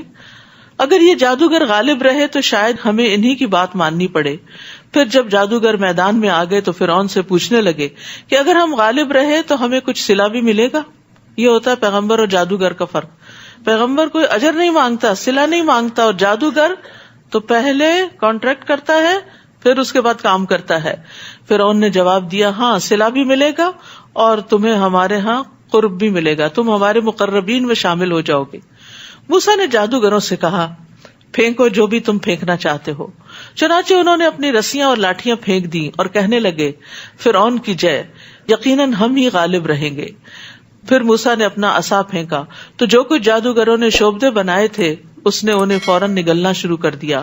یہ دیکھ کر جادوگر بے اختیار سجدے میں گر پڑے اور کہنے لگے ہم رب العالمین پر ایمان لے آئے جو موسیٰ اور ہارون کا رب ہے. ان پہ حق واضح ہوا اور وہ حق کے آگے جھک گئے کیونکہ تکبر نہیں تھا ان کے اندر. اور فرعون کو تو آگ لگ گئی ہوگی, بول اٹھا تو موسیٰ کی بات مان گئے پیشتر اس کے کہ میں تمہیں اس کی اجازت دیتا. یقیناً یہ تمہارا بڑا استاد ہے جس نے تمہیں جادو سکھایا ہے. یعنی خود اپنی مرضی سے سارے ہرکارے بھیج کے جادوگر اکٹھے کیے تھے, اپنے مطلب کے لوگ اکٹھے کیے تھے, اب ان کو بھی بلیم کر دیا. یعنی جب کسی انسان کے پاس کوئی دلیل نہیں ہوتی نا تو اس کا یہ طریقہ ہوتا ہے وہ بلیم گیم کھیلنے لگتا ہے. یعنی مثلا کسی نے اگر کوئی کام نہیں کیا تو وہ یہ کہنے کے بجائے کہ مجھ سے بھول ہو گئی, دیر ہو گئی, سستی ہو گئی, غفلت ہو گئی, میرا قصور ہے, I was wrong, I am sorry, یہ کہنے کے بجائے دوسرے جس کا کام ہوتا ہے اس کے اندر کی کوئی غلطی نکال لیتا ہے. ہو نہ تو وہ ویسے جھوٹا الزام بھی لگا دیتا ہے کہ تمہاری وجہ سے یہ ہوا ہے. تو یہاں بھی یہی ہو رہا ہے کہ وہ موسیٰ علیہ السلام کو الزام دے رہا ہے کہ یہ جادو بھی تم نے سکھایا, اس کا انجام تمہیں جلدی معلوم ہو جائے گا. میں تم سب کے ہاتھ اور پاؤں مخالف سمتوں میں کٹواؤں گا اور تم سب کو سولی چڑھا دوں گا. وہ کہنے لگے کچھ پرواہ نہیں, ہمیں اپنے رب کے حضور حاضر ہونا ہے. تم نے مارا تب بھی جانا ہے, خود مرے تب بھی جانا ہے, جب جانا وہی ہے تو یہ تو کوئی بڑی بات ہی نہیں کہ اس راستے میں ہماری جان بھی چلی جائے. ہم یہ توقع رکھتے ہیں کہ ہمارا رب ضرور ہماری خطائیں معاف فرما دے گا کیونکہ ہم سب سے پہلے ایمان لے آئے ہیں اور ہم نے موسیٰ کو وحی کی کہ راتوں رات میرے بندوں کو لے کر نکل جاؤ, تمہارا تعاقب کیا جائے گا. یہ ہوتی ہے اللہ کی مدد. اس پر فرعون نے فوج اکٹھی کرنے کے لیے شہروں میں آدمی بھیج دیے. جب پتا چلا کہ سارے نکل گئے ہیں تو پھر سٹ پٹایا اور فوجیں اکٹھی کی اور انہیں کہلا بھیجا یہ مٹھی بھر لوگ ہیں جو ہمیں غصہ دلا رہے ہیں اور ہم یقیناً ایک مسلح جماعت ہیں. اس طرح ہم فرعونیوں کو ان کے باغات اور چشموں سے اور خزانوں اور بہترین قیام گاہوں سے نکال لائے. اللہ کی تدبیر دیکھیے کہ کس طرح سارے ہی گھروں سے نکل آئے, ساری دنیا کے مال متاع پیچھے چھوڑ آئے, ڈوبنے جا رہے تھے. اور اس طرح ہم نے بنی اسرائیل کو ان کا وارث بنا دیا. چنانچہ ایک دن صبح کے وقت فرعونی ان کے تعاقب میں چل پڑے. پھر جب دونوں جماعتوں نے ایک دوسرے کو دیکھ لیا تو موسیٰ کے ساتھ ہی چیخ اٹھے کہ ہم تو پکڑے گئے. یعنی ابھی بنی اسرائیل اپنے اصل مقام تک نہیں پہنچے تھے کہ پیچھے سے فرعون کی فوجیں آ گئی. اب آپ سوچئے ایک طرف سمندر ہے, دوسری طرف فوجیں ہیں, بیچ میں حال کیا ہوگا ان لوگوں کا جو پہلے ہی کمزور تھے, غلامی میں رہے ہوئے تھے, جن بیچاروں کی کوئی بڑی سوچ بھی نہیں تھی. موسیٰ نے کہا کلا ان معی ربی سیہدین, ہرگز ایسا نہیں ہوگا, میرے ساتھ میرا رب ہے, وہ ضرور میری رہنمائی کرے گا کہ اب مجھے کیا کرنا ہے. تو اس سے اللہ کی معیت کا پتہ چلتا ہے کہ اللہ اپنے بندوں کے ساتھ ہوتا ہے. جیسے نبی صلی اللہ علیہ وسلم نے غار ثور میں فرمایا تھا لا تحزن ان اللہ معنا, غم نہ کرو اللہ ہمارے ساتھ ہے. ویسے تو اللہ تعالیٰ اپنے علم کے ساتھ ہر بندے کے ساتھ ہے, ہر بندے کے بارے میں اس کو خوب پتا ہے, لیکن یہاں پر خاص مدد دینے کے لیے ساتھ ہے, وہ معنی مراد ہے. چنانچہ ہم نے موسیٰ کو وحی کی کہ اپنا عصا سمندر پر مارو, چنانچہ سمندر پھٹ گیا اور اس کا ہر ایک حصہ ایک بڑے پہاڑ کی طرح ساکن و جامد ہو گیا. اور اسی جگہ ہم دوسرے گروہ کو بھی قریب لے آئے. موسیٰ اور اس کے تمام ساتھیوں کو تو ہم نے بچا لیا اور دوسرے گروہ کو وہاں غرق کر دیا. اس واقعے میں بھی ایک نشانی ہے, لیکن ان میں سے اکثر ماننے والے نہیں. اور بلا شبہ تمہارا رب ہی ہر چیز پر غالب اور رحم کرنے والا ہے. اور انہیں ابراہیم کا قصہ بھی سنائیے جب اس نے اپنے باپ اور اپنی قوم سے پوچھا یہ کیا چیزیں ہیں جن کی تم پوجا کرتے ہو. وہ کہنے لگے ہم تو بتوں کی پوجا کرتے ہیں اور انہی کے پاس بیٹھے رہتے ہیں. ابراہیم نے پوچھا جب تم انہیں پکارتے ہو تو یہ تمہاری بات سنتے ہیں یا تمہیں کوئی فائدہ یا نقصان پہنچا سکتے ہیں؟ وہ کہنے لگے نہیں, بلکہ ہم نے اپنے آباء و اجداد کو ایسا کرتے پایا. ابراہیم نے کہا بھلا دیکھو تو جن کو تم پوچھتے ہو اور تمہارے پہلے آباء و اجداد بھی پوچھتے رہے ہیں, یہ تو میرے دشمن ہیں, یعنی جو جہنم میں لے جانے والے ہیں, بجز رب العالمین کے. کون ہے رب العالمین؟ اتنا خوبصورت اس کو ڈیفائن کیا ابراہیم علیہ السلام نے. الذی خلقنی فہو یہدین, جس نے مجھے پیدا کیا اور وہی میری رہنمائی کرتا ہے. والذی هو یطعمنی ویسقین, وہی مجھے کھلاتا ہے اور پلاتا ہے. اسی لیے رات کو سوتے وقت آپ آخری دعا کیا کرتے ہیں؟ آخری دعاؤں میں الحمدللہ الذی اطعمنا وسقانا, آپ اس کی تعریف کر کے سوتے ہیں جو آپ کو کھلاتا ہے اور پلاتا ہے. وَإِذَا مَرِضْتُ فَهُوَ يَشْفِينِ, اور جب میں بیمار پڑتا ہوں تو وہی مجھے شفا دیتا ہے. یہ ہے رب پر ایمان لانا, یہ ہے رب پر توکل, یہ ہے خالص توحید. اور پھر آپ دیکھیے کہ باقی چیزیں اللہ کی طرف منسوب کی اور مرض کو اپنی طرف منسوب کیا. هُوَ يُطْعِمُنِي وَيَسْقِينِ وَإِذَا مَرِضْتُ, کہ جب میں بیمار ہوتا ہوں. اور حقیقت یہ ہے کہ انسان کی بیماری اس کی اپنی ہی کوتاہیوں کا نتیجہ ہوتی ہے. ہم بیمار کیوں ہوتے ہیں؟ کیونکہ ہم اپنے ساتھ کوئی ایسا کام کر بیٹھتے ہیں جو ہمیں نہیں کرنا چاہیے تھا. وہ کیوں کر بیٹھتے ہیں؟ کیونکہ ہمیں پتہ ہی نہیں ہوتا کہ نہیں کرنا. مثلا آپ کوئی خاص چیز کھا رہے ہوتے ہیں, بڑی مزے کی ہوتی ہے, اور آپ کو نہیں پتا ہوتا کہ وہی کھا کے آپ کی طبیعت خراب ہو جاتی, تو آپ جاہل ہیں نا, آپ کو پتہ ہی نہیں ہے کہ آپ کے لیے کیا فائدہ مند ہے. تو اس لیے ہم اپنی جہالت, اپنی غفلت اور اپنی خواہشات کی وجہ سے ایسے کام کر بیٹھتے ہیں جن کی بعد ہم بیمار پڑ جاتے ہیں.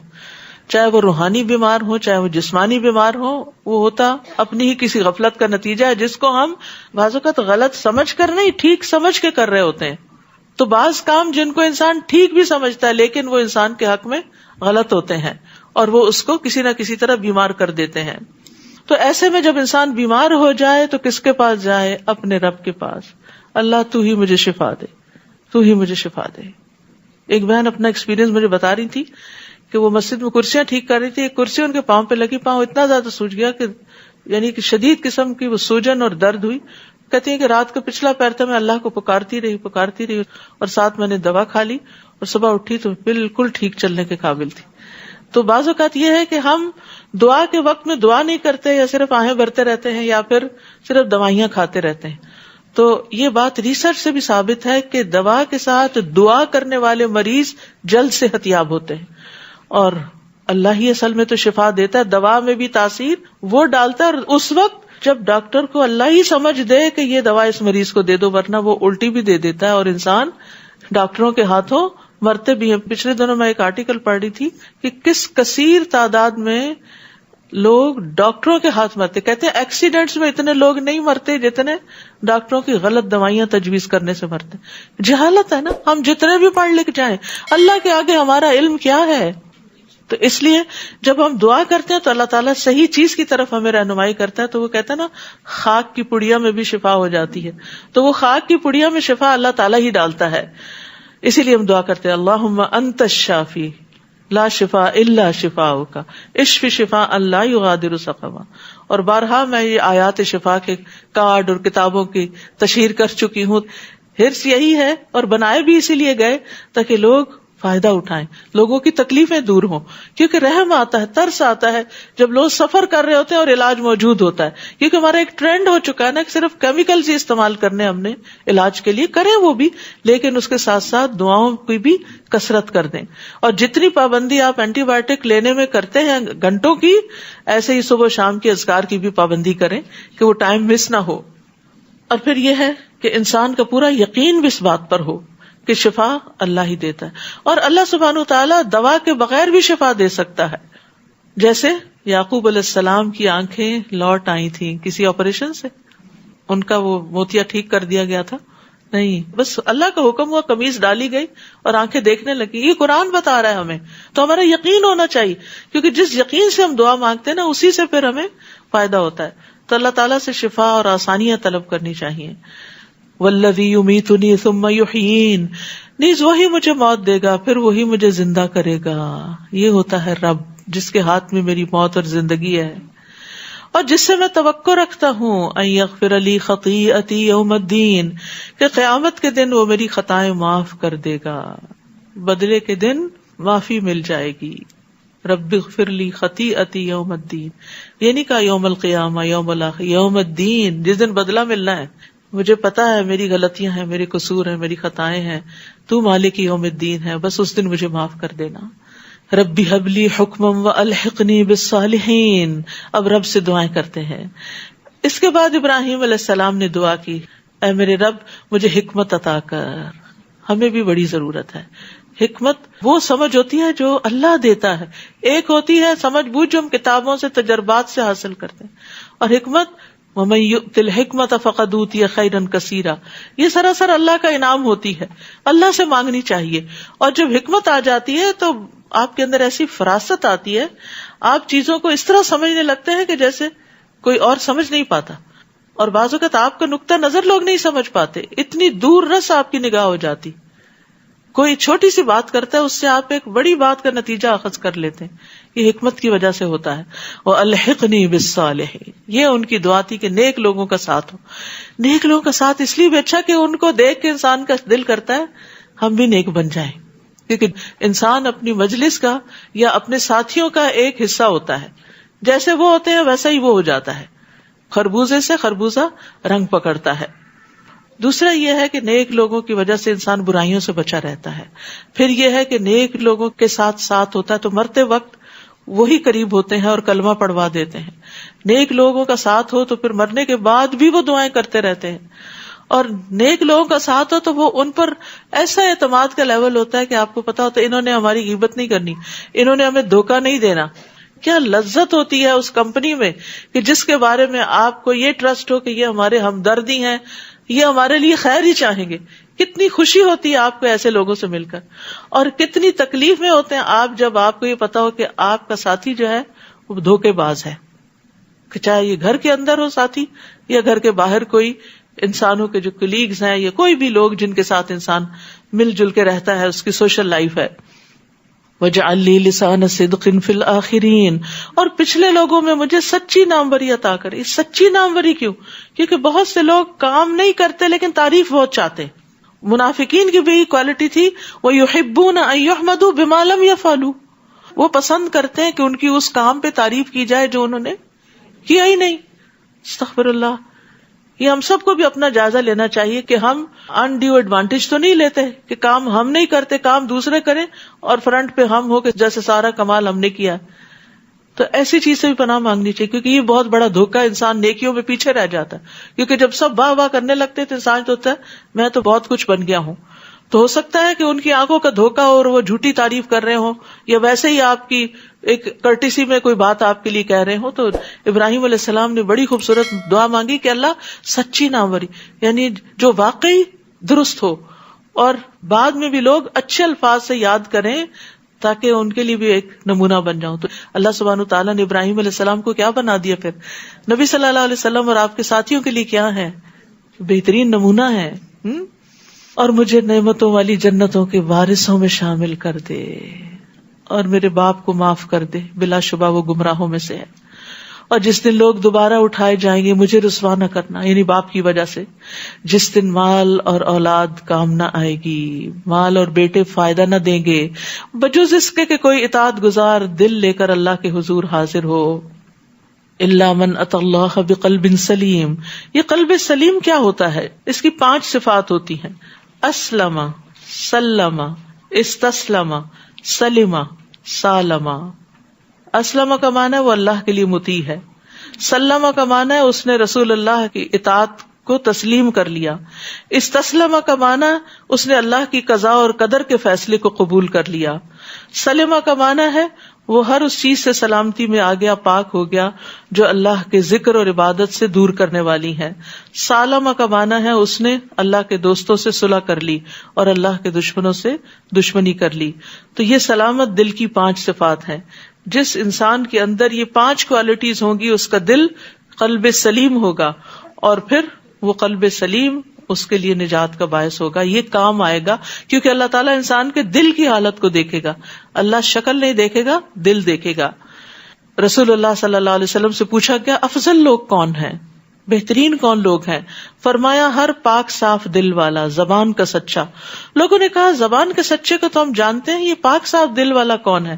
فرمایا پرہیزگار, صاف ستھرا, جس کے دل میں نہ گناہ ہو, نہ ظلم, نہ کینہ, نہ حسد. اللہ ہم ان سب چیزوں سے بچائے, کیونکہ کہیں نہ کہیں سے حسد آ ہی جاتا ہے انسان کے اندر, اور یہ اللہ کے رحمت سے ہی انسان سے دور ہوتا ہے. اور قلب سلیم کی دعا بھی کرنی چاہیے. وَأَسْأَلُكَ قَلْبًا سَلِيمًا وَلِسَانًا صَادِقًا وَأُزْلِفَتِ الْجَنَّةُ لِلْمُتَّقِينَ. اس دن جنت پرہیزگاروں کے قریب لے آئی جائے گی اور گمراہ لوگوں کو جہنم سامنے دکھائی جائے گی, اور ان سے کہا جائے گا تمہارے وہ معبود کہاں ہیں جن کی تم اللہ کے سوا پوجا کرتے تھے؟ کیا وہ تمہاری مدد کر سکتے ہیں یا وہ اپنے آپ کو بچا سکتے ہیں؟ ان معبودوں کو اور ان گمراہوں کو جہنم میں منہ کے بل پھینک دیا جائے گا, اور ابلیس کے سب لشکروں کو بھی جو اس کے ساتھی ہیں. قالوا وهم فيها يختصمون. جہنم میں یہ سب آپس میں جھگڑ رہے ہوں گے. گمراہ لوگ اپنے معبودوں سے کہیں گے تاللہ ان كنا لفی ضلال مبین, اللہ کی قسم ہم تو واضح گمراہی میں مبتلا تھے. اب کیا فائدہ ماننے کا؟ دنیا میں کاش نظر آ جاتی, آنکھیں کھل جاتی. جبکہ تمہیں رب العالمین کے برابر سمجھ رکھا تھا, ہمیں مجرموں نے اس گمراہی میں ڈالا تھا. اب دوسروں کو بلیم کریں گے, آج تو ہمارا کوئی سفارشی بھی نہیں, نہ کوئی مخلص دوست.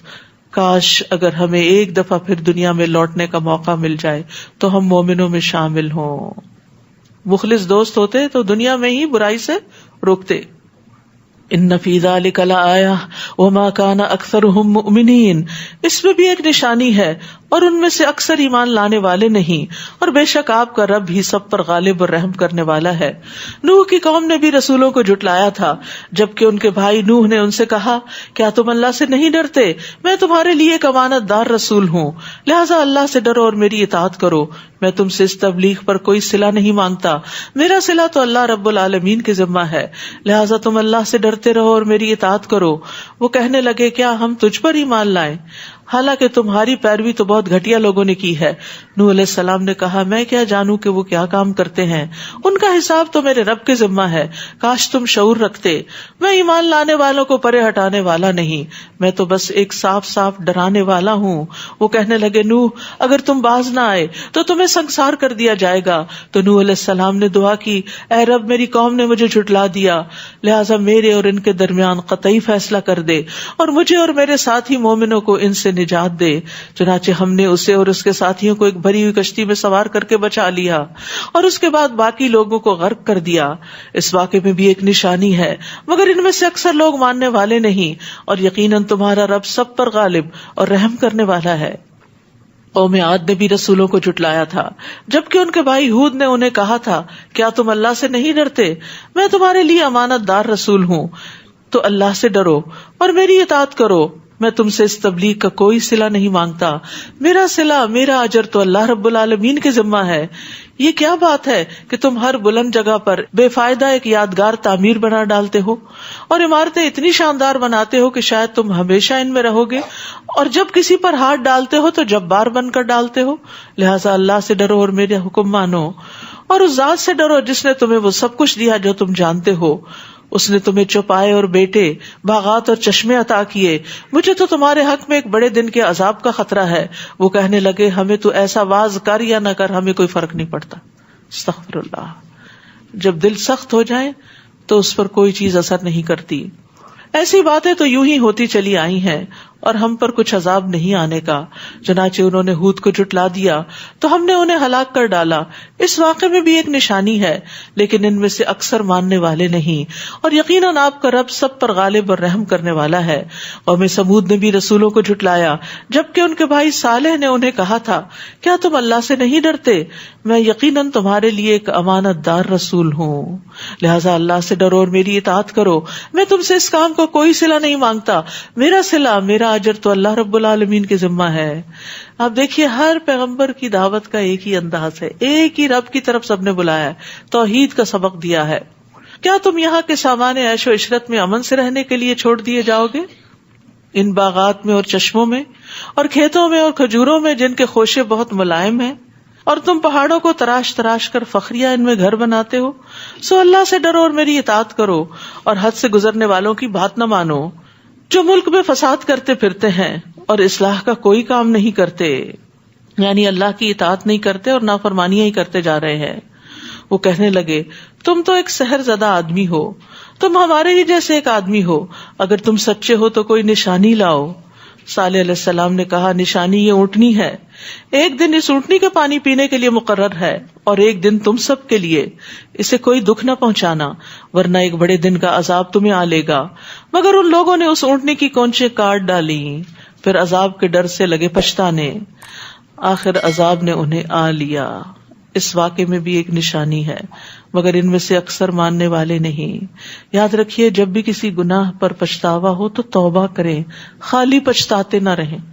بہت سے لوگ پچھتانے میں اپنی انرجی ویسٹ کر دیتے، کاش میں یہ نہ کرتی، میں یہ گناہ نہ کرتی، میں وہاں نہ جاتی. نہیں، اب کیا کریں؟ انڈو کریں اس کو. ان الحسنات یذہبن السیئات، نیکیاں برائیوں کو دور کر دیتی ہیں. اسی طرح کسی انسان کے حق میں کوئی کمی کوتاہی ہو، کسی کی غیبت ہوگی مثلا، آپ نے کوئی غلط مذاق کر دیا اور اس کا دل ٹوٹ گیا، کسی کے ساتھ آپ نے کوئی اور بدگمانی کر لی.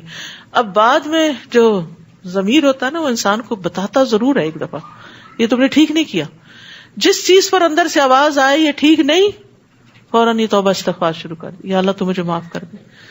پتہ نہیں کیسے منہ سے بات نکل، میں نے ایسے سوچا ہی کیوں، یہ کام کیوں کر دیا، میں نے اس کو نہ کیوں کر دی. بعض اوقات ہوتا ہے نا کوئی شخص ضرورت لے کے آتا ہے تو آپ غصے میں بیٹھے ہوتے ہیں اس کو نہ کر دیتے ہیں اور بعد میں آپ کو افسوس ہوتا ہے، واپس چلے جائیں، سوری مجھ سے غلطی ہو گئی. پھر اسی طرح اللہ سبحانہ وتعالیٰ کے حق میں کوئی کمی ہو گئی، فوراً توبہ. تو اس چیز سے انسان کی انرجی پازیٹو رخ پہ چل پڑتی ہے اور وہ پریشانیوں اور غم سے اور تکلیف سے محفوظ ہو جاتا ہے. ورنہ شیطان کا طریقہ یہی ہے، پہلے غلطی کرواؤ اور پھر جب کر بیٹھے تو نادمی کرواتے رہو، پشیمانی رکھو، پریشانی رکھو. تو شیطان کی ان دونوں چالوں سے محفوظ رہنا ہے. آخر عذاب نے انہیں آ لیا کیونکہ توبہ جو نہیں کی. اس واقعے میں بھی ایک نشانی ہے مگر ان میں سے اکثر ماننے والے نہیں. بلا شبہ آپ کا رب بھی سب پر غالب اور رحم کرنے والا ہے. اور لوط کی قوم نے بھی رسولوں کو جھٹلایا تھا جبکہ انہیں ان کے بھائی لوط نے کہا تھا کیا تم اللہ سے نہیں ڈرتے؟ یقیناً میں تمہارے لیے امانت دار رسول ہوں. امانت رسولوں کا خاصہ ہوتی ہے، لہٰذا اللہ سے ڈرتے رہو اور میری اطاعت کرو. اور میں اس تبلیغ کے کام پر تم سے کوئی صلہ نہیں مانگتا، میرا صلہ تو اللہ رب العالمین کے ذمہ ہے. کیا تم جہان والوں میں سے مردوں کے پاس جاتے ہو اور تمہارے رب نے تمہارے لیے جو بیویاں پیدا کی ہیں انہیں چھوڑ دیتے ہو؟ بلکہ تم لوگ تو حد سے نکل گئے ہو، حد سے آگے گزر گئے ہو. بل انتم قوم عادون، کہ تم نے کیا طریقہ اختیار کر لیا کہ جس میں رب کی ناراضگی بھی ہے، عورتوں کی حق تلفی بھی ہے اور فطرت کی خلاف ورزی بھی ہے. وہ کہنے لگے اے لوط تم اگر ان باتوں سے باز نہ آئے تو تمہیں جلاوطن کر دیا جائے گا. اس نے کہا میں تمہارے اس کام سے سخت بیزار ہوں. میں اس سے ایگری نہیں کرتا. اور یہی مومن کی شان ہوتی ہے. پھر دعا کی, اے رب جو کام یہ لوگ کر رہے ہیں اس سے مجھے اور میرے گھر والوں کو نجات دے دے, ہمیں اس ماحول سے نکال دے. چنانچہ ہم نے اسے اور اس کے سب اہل خانہ کو نجات دی, بجز ایک بڑھیا کے جو پیچھے رہ جانے والوں میں شامل تھی. پھر باقی ماندہ لوگوں کو ہم نے ہلاک کر دیا, اور ہم نے ان پر ایک خاص بارش برسائی. کتنی بری تھی وہ برسات جو ڈرائے جانے والے لوگوں پہ برسائی گئی. وہ پانی والی بارش نہیں تھی, وہ پتھروں کی بارش تھی. سوچئے کبھی اولے بھی پڑتے ہیں نا, تھوڑا سائز بڑا ہو جائے تو گھبراہٹ شروع ہو جاتی ہے, ونڈوز ٹوٹ جائیں گی, ونڈ سکرین ٹوٹ جائیں گی, فصلیں تباہ ہو جائیں گی, کیا کیا نقصان ہو جائیں گے. اور اگر انسان خود باہر ہو تو چوٹ لگتی ہے, مگر وہ آپ نے دیکھا ہوگا کہ اولے زمین پہ گرتے ٹوٹ جاتے ہیں, آئسی تو ہوتی ہے. لیکن یہ پتھر, اور وہ بھی کھنگر کی قسم کے پتھر جو سخت پکے پتھر تھے کہ جو لگ کے بھی ٹوٹنے والے نہیں تھے, بلٹس کی طرح ان کے اندر جا رہے تھے اور ان کو ہلاک کرنے کا باعث تھے. اس واقعے میں بھی ایک نشانی ہے, لیکن ان میں سے اکثر ماننے والے نہیں, اور یقیناً آپ کا رب سب پر غالب اور رحم کرنے والا ہے. اصحاب الایکا, اصحاب مدین نے بھی رسولوں کو جھٹلایا, جبکہ ان سے شعیب نے کہا کیا تم ڈرتے نہیں, میں تمہارے لیے امانت دار رسول ہوں. ہر رسول نے اپنی امانت کی تسلی دی کہ میں جو بات کروں گا درست کروں گا, تو لہٰذا اللہ سے ڈرو اور میری اطاعت کرو. میں تم سے اس تبلیغ کا کوئی صلہ نہیں مانگتا, میرا صلہ تو اللہ رب العالمین کے ذمہ ہے. ناپ پورا دیا کرو اور لوگوں کو گھاٹا نہ دیا کرو, اور سیدھی ترازو سے تولا کرو, اور لوگوں کو ان کی اشیاء کم نہ دیا کرو, اور زمین میں فساد نہ مچاتے پھرو. اور اس رب سے ڈرو جس نے تمہیں پیدا کیا اور تم سے پہلے لوگوں کو بھی. وہ کہنے لگے تم تو ایک جادو کے مارے ہوئے آدمی ہو, اور ہم ہی جیسے ایک انسان ہو, اور ہم تو تمہیں جھوٹا ہی خیال کرتے ہیں. ہر پیغمبر کو یہ لفظ سننا پڑا کہ ان پہ جادو ہو چکا ہے, ان کا دماغ چل چکا ہے, یہ مجنون ہے. یہ پیغمبروں کی سنت ہے. لہٰذا اگر آج آپ پہ کوئی یہ الزام لگائے تو مائنڈ نہ کریں, وہی طریقہ اختیار کریں جو پیغمبروں نے کیا. وہ اس پر ان سے روٹ نہیں گئے کہ اب میں نہیں تمہیں کچھ بتانے والا, تم مجھ پہ اتنے جھوٹے الزام لگا رہے. ہمارا طرز عمل کیا ہوتا ہے, ذرا سے کسی شخص سے تکلیف پہنچی ہے تو اسے بائیکاٹ ہی کر دیا. فَأَسْقِطْ عَلَيْنَا كِسَفًا مِّنَ السَّمَاءِ إِن كُنتَ مِنَ الصَّادِقِينَ, اگر تم سچے ہو تو ہم پر آسمان سے کوئی ٹکڑا گرا دو. شعیب نے کہا جو کچھ تم کرتے ہو میرا رب اسے خوب جانتا ہے.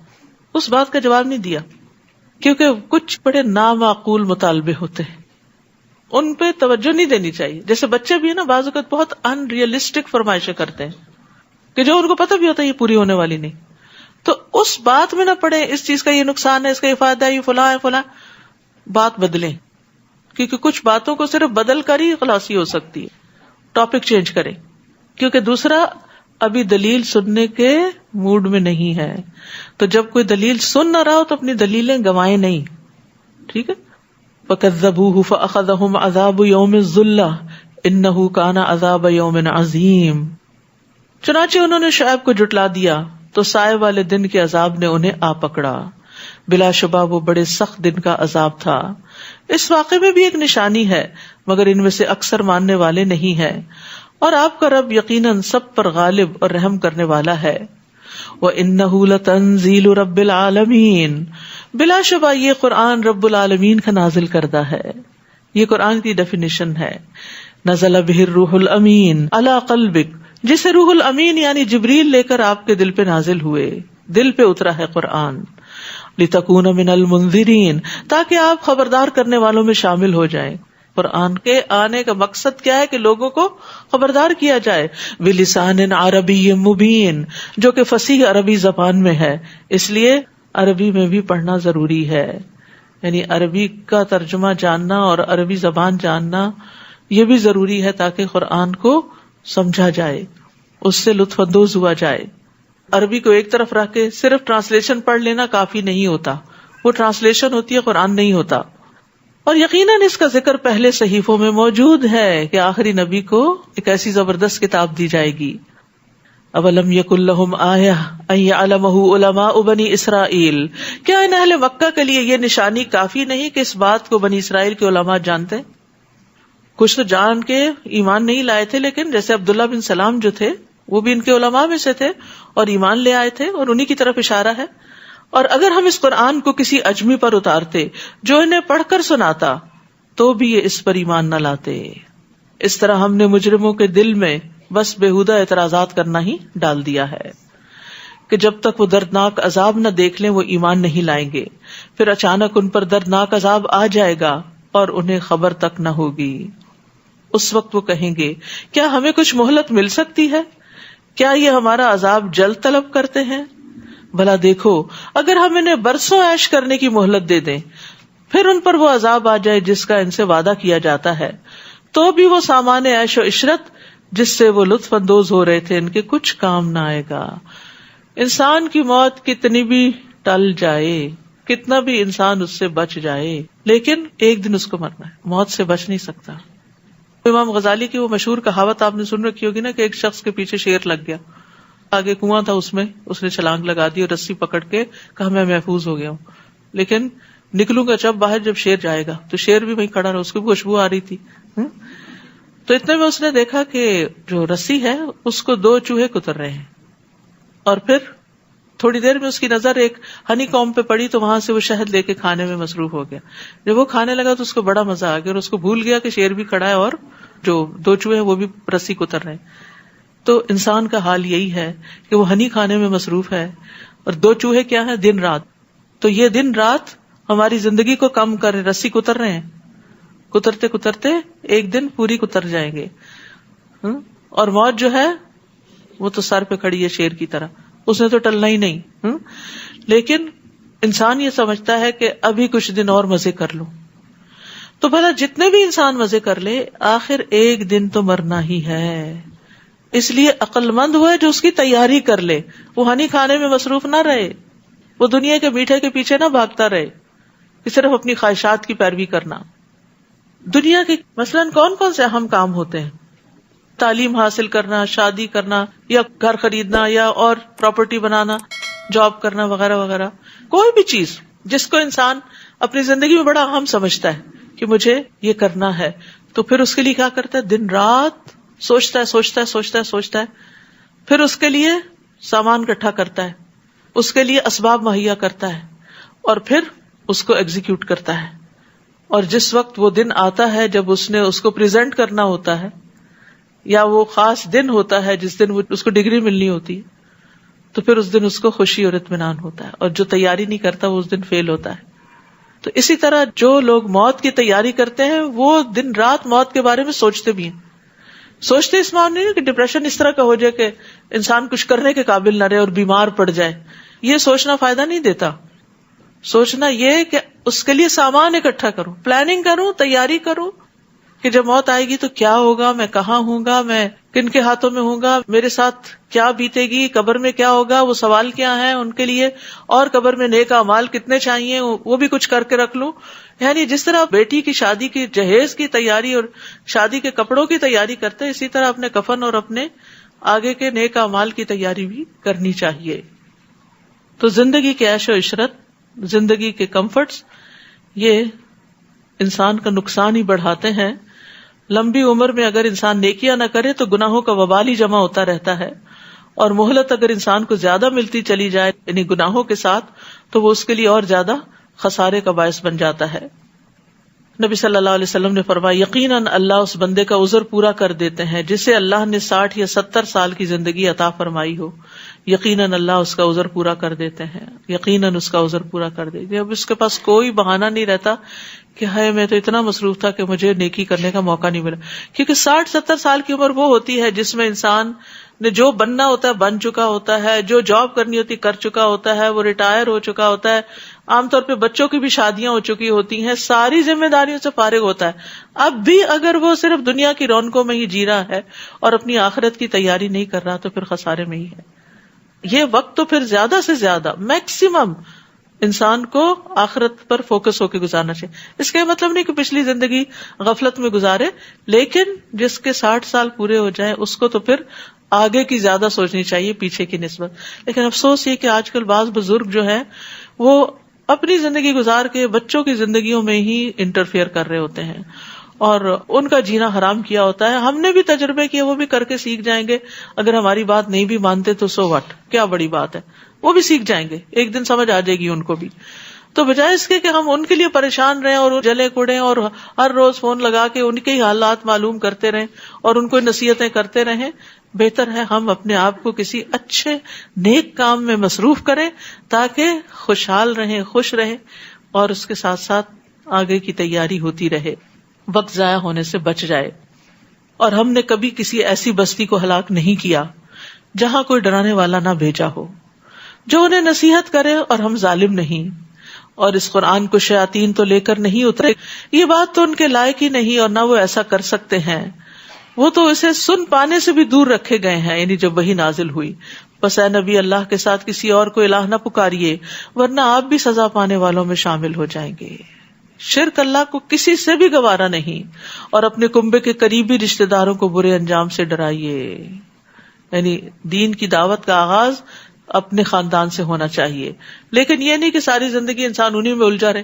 بہت دفعہ ایسا ہوتا ہے کہ آپ گھر والوں کو بتا کے تھکتے, وہ مان کے نہیں دیتے. انسان سوچتا ہے میں کون سی شکل لے کے لوگوں کے سامنے جاؤں, لوگ کہیں گے اپنے گھر والوں کو تو دیکھو. پھر نہیں وہ مانتے, کیا وہ جو دوسروں کو بتاتا اپنے گھر والوں سے غافل ہوگا؟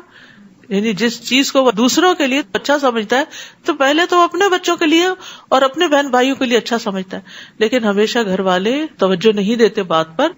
گھر کی مرغی دال برابر. تو انسان کو اس خیر کے کام کو پھر روکنا نہیں چاہیے. وَاخْفِضْ جَنَاحَكَ لِمَنِ اتَّبَعَكَ مِنَ الْمُؤْمِنِينَ, اور ایمان لانے والوں میں سے جو آپ کی اتباع کرے ان سے تواضع سے پیش آئیے, ساتھیوں کے ساتھ نرمی. پھر اگر وہ آپ کی نافرمانی کریں تو ان سے کہیے کہ جو کچھ تم کرتے ہو میں اس سے بری و ذمہ ہوں, اور اس غالب اور رحیم پر بھروسہ کیجیے جو آپ کو اس وقت دیکھ رہا ہوتا ہے جب آپ کھڑے ہوتے ہیں, اور سجدہ کرنے والوں کے درمیان آپ کے رکوع و سجود کی حرکات کو بھی دیکھتا ہے. یقیناً وہ سب کچھ سننے والا اور جاننے والا ہے. اللہ اکبر. نماز میں اگر یہ خیال رہے کہ اللہ دیکھ رہا ہے تو خشوع و خضوع خود ہی آ جائے. جب یہ بھولتے ہیں نا تو غفلت طاری ہوتی ہے, تو کبھی کھجانے لگتے ہیں اور کبھی ہلنے لگتے ہیں. اور سجدہ کرنے والوں کے درمیان یعنی صف میں, جماعت کی نماز میں آپ کی حرکات کو بھی دیکھتا ہے. وَتَقَلُّبَكَ فِي السَّاجِدِينَ إِنَّهُ هُوَ السَّمِيعُ الْعَلِيمُ, یقیناً وہ سب کچھ سننے والا اور جاننے والا ہے. آپ لوگوں سے کہیے کیا میں تمہیں بتاؤں شیطان کس پہ نازل ہوتے ہیں؟ وہ ہر جال ساز گناہگار پہ نازل ہوتے ہیں. وہ شیطانوں کی طرف اپنے کان لگاتے ہیں اور ان میں سے اکثر جھوٹے ہوتے ہیں, اور شاعروں کی پیروی گمراہ لوگ ہی کرتے ہیں. یعنی سارے شاعروں کی نہیں بلکہ اکثریت ایسی ہوتی ہے کہ جن کی شاعری میں فحش یا لایانی باتیں ہوتی ہیں, اور بعض اوقات دے ڈونٹ میک سینس, صرف ایک لفاظی کا کھیل ہوتا ہے. تو ان باتوں کو لینے کی بجائے یا ان کو اپنی زندگی کا لوگو بنانے کی بجائے انسان قرآن و سنت کو اپنے سامنے رکھے. یعنی فحش شاعری جو ہے وہ فحش گالیوں کی طرح ہی بری شمار ہوتی ہے.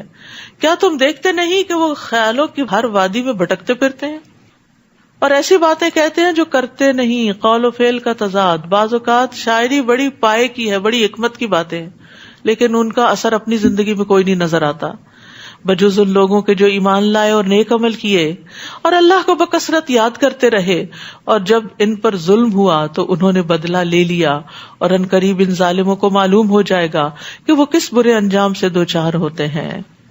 سورۃ النمل. بسم اللہ الرحمن الرحیم. طاسین. تلک آیات القرآن وکتاب مبین. ہدی وبشری للمؤمنین الذین یقیمون الصلاة ویؤتون الزکاة وهم بالآخرة هم یوقنون. ان الذین لا یؤمنون بالآخرة زینا لهم اعمالهم فهم یعمہون. بسم اللہ الرحمن الرحیم. طاسین. یہ قرآن اور وضاحت کرنے والی کتاب کی آیات ہیں. جو ان ایمان لانے والوں کے لیے ہدایت اور بشارت ہیں جو نماز قائم کرتے ہیں، زکوٰۃ ادا کرتے ہیں اور آخرت پر یقین رکھتے ہیں.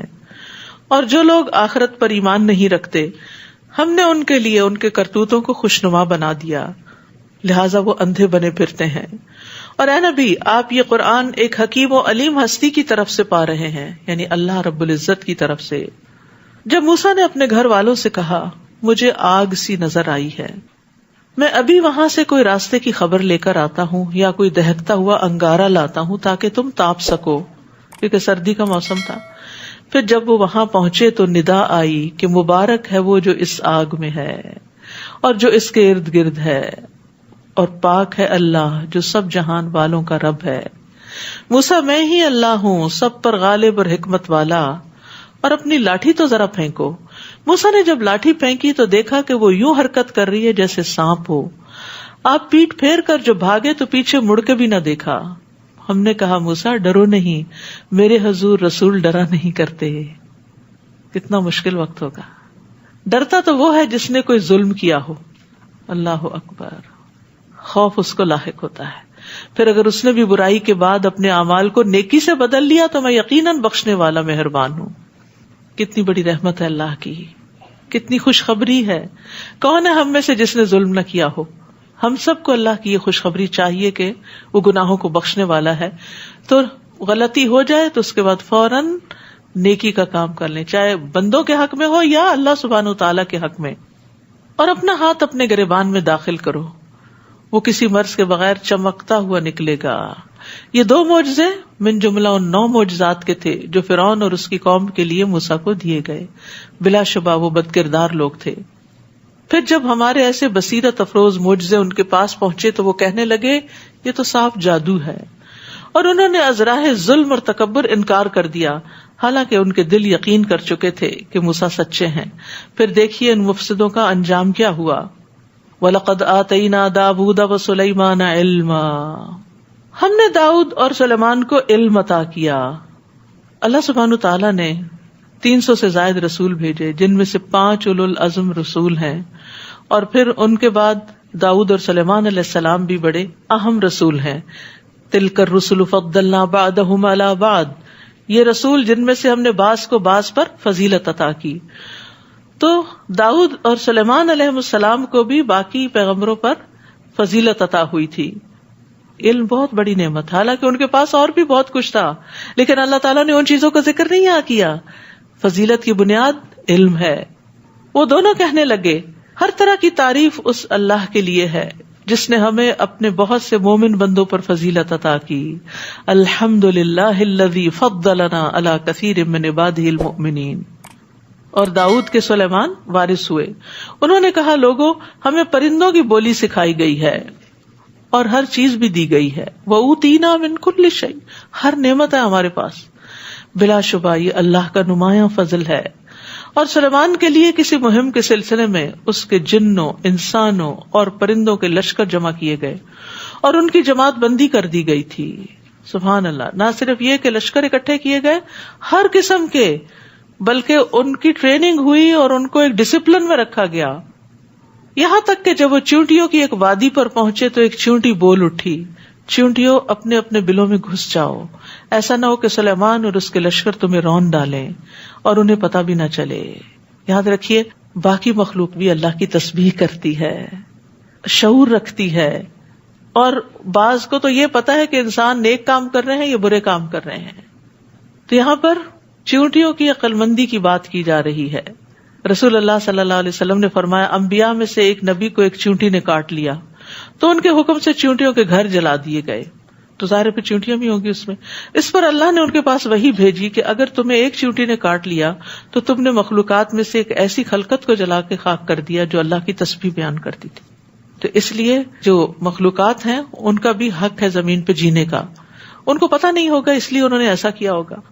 تو سلیمان علیہ السلام نے جب چیونٹی کی بات سنی تو مسکرا دیے اور دعا کی رب اوزعنی ان اشکر نعمتک التی انعمت علی وعلی والدی وان اعمل صالحا ترضاہ وادخلنی برحمتک فی عبادک الصالحین.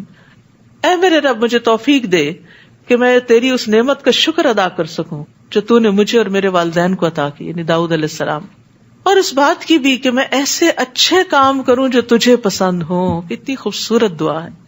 اور اپنی رحمت سے مجھے اپنے صالح بندوں میں داخل کر لے. دیکھیے جو نیک لوگ ہوتے ہیں نا، جب ان کو کوئی نعمت ملتی ہے تو اسپونٹینیسلی ان کے منہ سے شکر کے ایسے الفاظ نکلتے ہیں. یہ دعا کیا ہے؟ دراصل شکر کے الفاظ ہیں.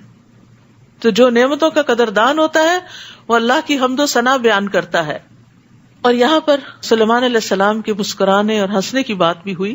یاد رکھیے انبیاء کا ہنسنا جو ہے وہ زیادہ تر مسکرانا ہی ہوتا تھا. نبی صلی اللہ علیہ وسلم کھلکھلا کر یا کہکا لگا کر ہنستے نہیں تھے بلکہ صرف مسکراتے تھے. عبداللہ بن حارث کہتے ہیں میں نے کسی کو رسول اللہ صلی اللہ علیہ وسلم سے زیادہ مسکراتے ہوئے نہیں دیکھا. آپ کی زوجہ محترمہ حضرت عائشہ کہتی ہیں کہ میں نے آپ کو کبھی اس طرح ہنستے نہیں دیکھا کہ آپ کے حلق کا کوا نظر آ جائے، بلکہ آپ تبسم فرمایا کرتے تھے. اور مسکرانا بھی صدقہ ہے جس سے روزہ نہیں ٹوٹتا.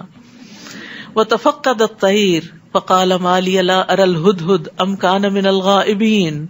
پھر ایک موقع پر سلیمان نے پرندوں کا جائزہ لیا تو کہنے لگے کیا بات ہے مجھے ہدہد نظر نہیں آ رہا، کیا وہ کہیں غائب ہو گیا؟ سبحان اللہ، اس آیت میں اتنی حکمتیں ہیں انسان حیران ہو جاتا ہے. ایک طرف یہ پتہ چلتا ہے کہ سلیمان علیہ السلام کے لیے جو لشکر اکٹھے کیے گئے تھے ان کا باقاعدہ ریکارڈ رکھا جاتا تھا، ان کی اٹینڈنس ہوتی تھی، کیونکہ منظم طریقے سے کام کرنے کے نتائج کچھ اور ہوتے ہیں. اور مثلاً آپ لوگ یہاں پڑھنے آتے ہیں، کوئی اٹینڈنس نہیں ہوتی، لیکن اگر آپ باقاعدہ کورس میں داخلہ لیں تو پھر اٹینڈنس بھی ہوگی، اور وہ انسان کو ڈسپلن کے ساتھ کام کرنے پر، کنسسٹنسی کے ساتھ کام کرنے پر آمادہ کرتی. کیونکہ لوگ چاہتے ہیں ہمیں پابندیوں سے آزاد کر دیا جائے. وہ آزادی بعض اوقات ہمارے اپنے لیے نقصان دہ ہو جاتی کیونکہ ہمارے ساتھ نفس ہے. یعنی اصل میں ہم چاہتے کیا ہے کہ اپنی دنیا کو پورا وقت دیں اور جب وقت ملے تو بس دین کو تھوڑا سا حاضری لگوا دیں. آپ سوچئے جنوں اور انسانوں اور مخلوقات کے لشکر تھے، ان کی تعداد کتنی ہوگی، اس سے اندازہ لگائیے سلیمان علیہ السلام کا علم اور ان کی نظر کیسی تھی. کہ حدود کا سائز بھی کیا ہوتا ہے کہ ہاتھ میں پکڑ لے انسان. وہ نظر نہیں آئی تو اس کا بھی پیچھا کیا کہ وہ کہاں گئی. اور ہدہد کی شاید اسی کام کی وجہ سے نبی صلی اللہ علیہ وسلم نے ہدہد کو مارنے سے منع کیا ہے. تو سلیمان علیہ السلام نے کہا کیا بات ہے مجھے ہدہد نظر نہیں آ رہا، کیا وہ کہیں غائب ہو گیا؟ ایسی ہی بات ہوئی تو میں اسے سخت سزا دوں گا. لشکر میں تھے نا، کورٹ مارشل کر دوں یا اسے ذبح کر ڈالوں گا. اللہ اکبر، اتنی سخت سزا ایبسنٹ ہونے کی، غیر حاضری کی.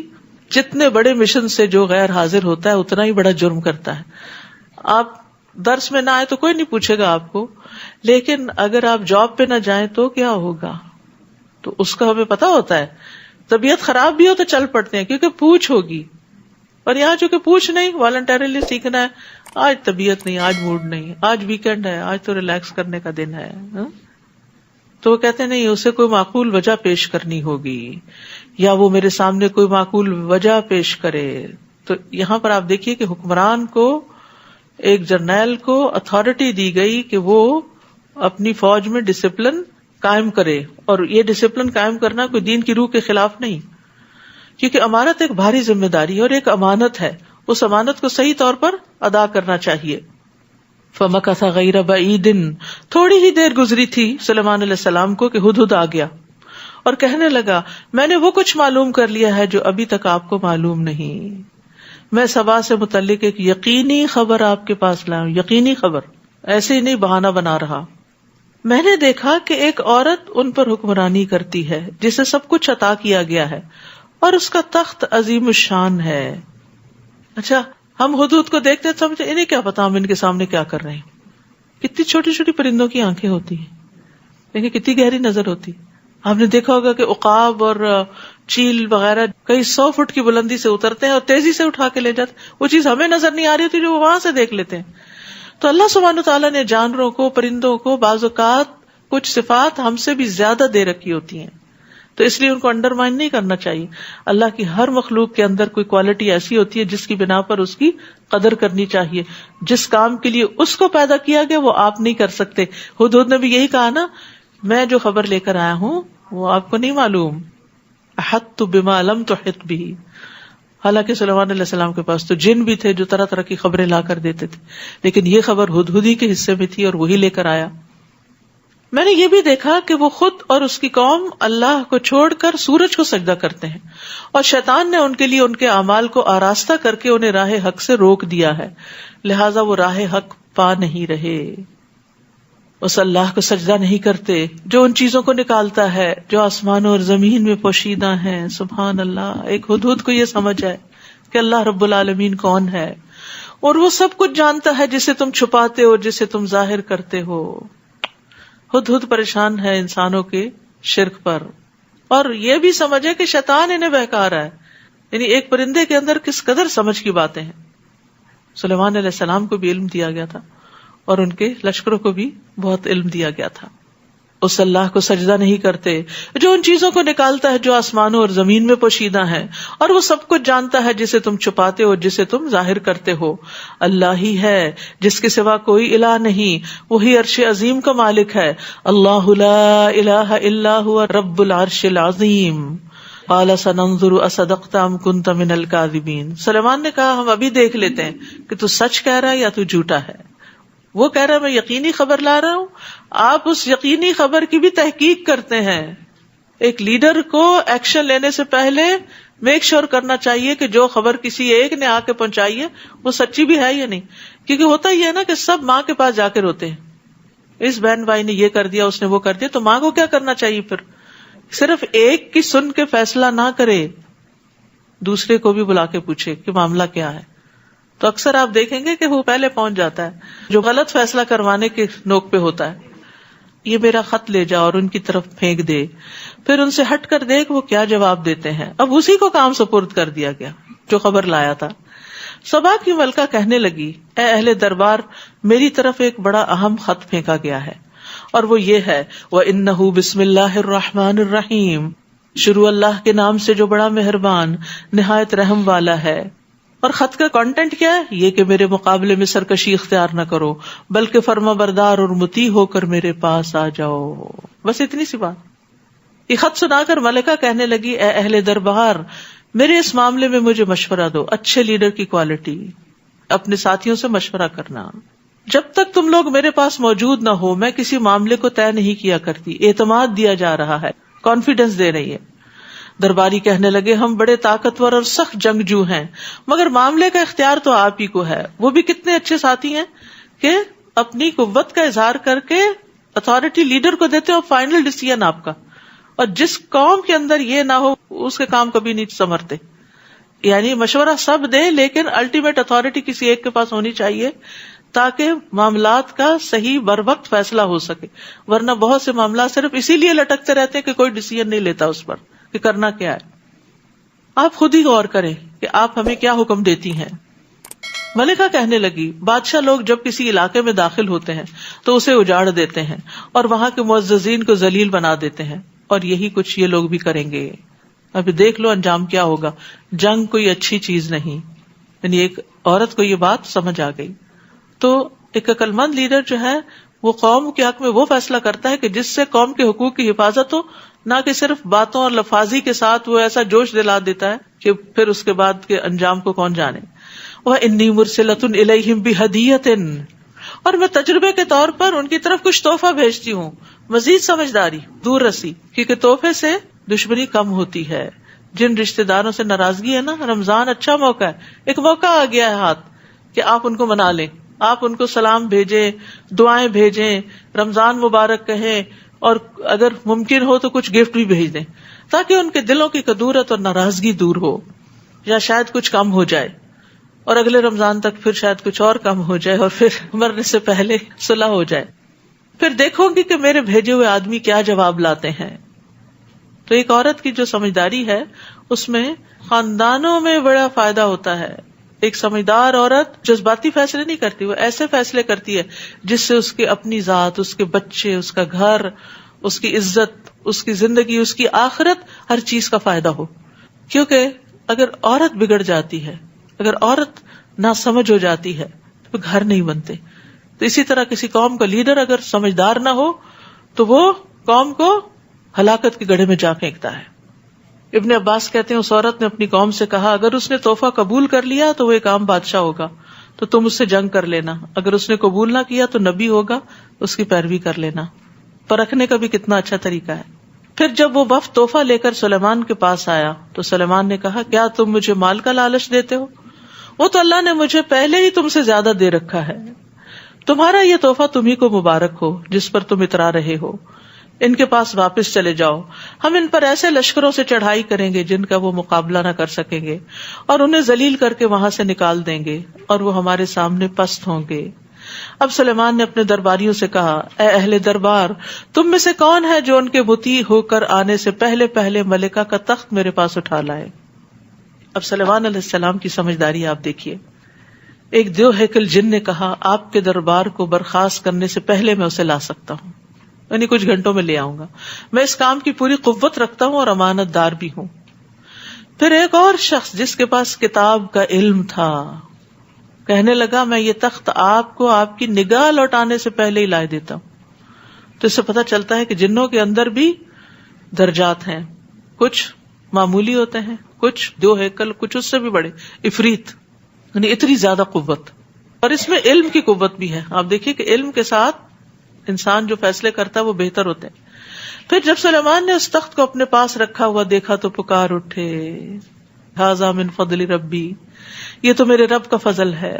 لیبلونی، تاکہ وہ مجھے آزمائے، اشکر ام اکفر، کہ میں شکر کرتا ہوں یا ناشکری کرتا ہوں. نعمت پا کر طرز عمل کیا ہونا چاہیے. جب کوئی ایسی چیز آپ کو مل جائے جسے آپ سوچ ہی نہیں رہے تھے یا آپ کی توقعات سے بڑھ کر ہو یا آپ کے لیے بہت آسانی کا سبب ہو تو اس پر لازماً رب کا شکر ادا کریں. اب مثلاً آپ نے اچھی سی نماز پڑھی تو اس پر فخر کرنے کی وجہ شکر ادا کریں، یا اللہ تیرا شکر ہے. تو اب اس شکر کی وجہ سے اگلی اور اچھی ہوگی. تو نیکی کے کاموں کی توفیق ملنے پر بھی شکر ادا کرتے رہیں، اور بندوں کی خدمت کے یا ویسے کوئی ڈیسیژن یا کوئی بھی اچھی بات اللہ تعالیٰ آپ سے کروا لے تو اس پر اللہ کا شکر ادا کریں. اور جو شکر ادا کرتا ہے تو اس کا شکر اپنے ہی لیے مفید ہے، اور اگر کوئی ناشکری کرے تو میرا رب اس کے شکر سے بے نیاز اور اپنی ذات میں بزرگ ہے. ھذا من فضل ربی، اپنی کوشش کو کچھ نہ سمجھا. پھر درباریوں سے کہا اس کے تخت کا حلیہ تبدیل کر دو، ہم دیکھتے ہیں آیا وہ صحیح بات تک پہنچتی ہے یا ان لوگوں میں سے ہے جو راہ راست پر نہیں آ سکتے. اب سلیمان علیہ السلام بھی ملکہ کو ٹیسٹ کر رہے ہیں. اب دیکھیے شخصیت کو پرکھنے کے لیے کچھ چیزیں ڈیوائس کی جاتی ہیں، کوسچنز ہوتے ہیں، کچھ پکچرز دکھائی جاتی ہیں، کچھ ایکٹیویٹیز کرائی جاتی ہیں یہ دیکھنے کے لیے کہ اس بچے یا اس شخص کے اندر کون سی کوالٹیز، یہ کام کیسے کر سکتا ہے. اور آج کی دنیا میں یہ ریسرچز بہت ہوتی ہیں، لیکن آپ دیکھیے کہ یہ حکمت اللہ تعالیٰ نے ہزاروں سال پہلے سلیمان علیہ السلام کو دی تھی کہ کس کس طریقے سے وہ ٹیسٹ کر رہے ہیں.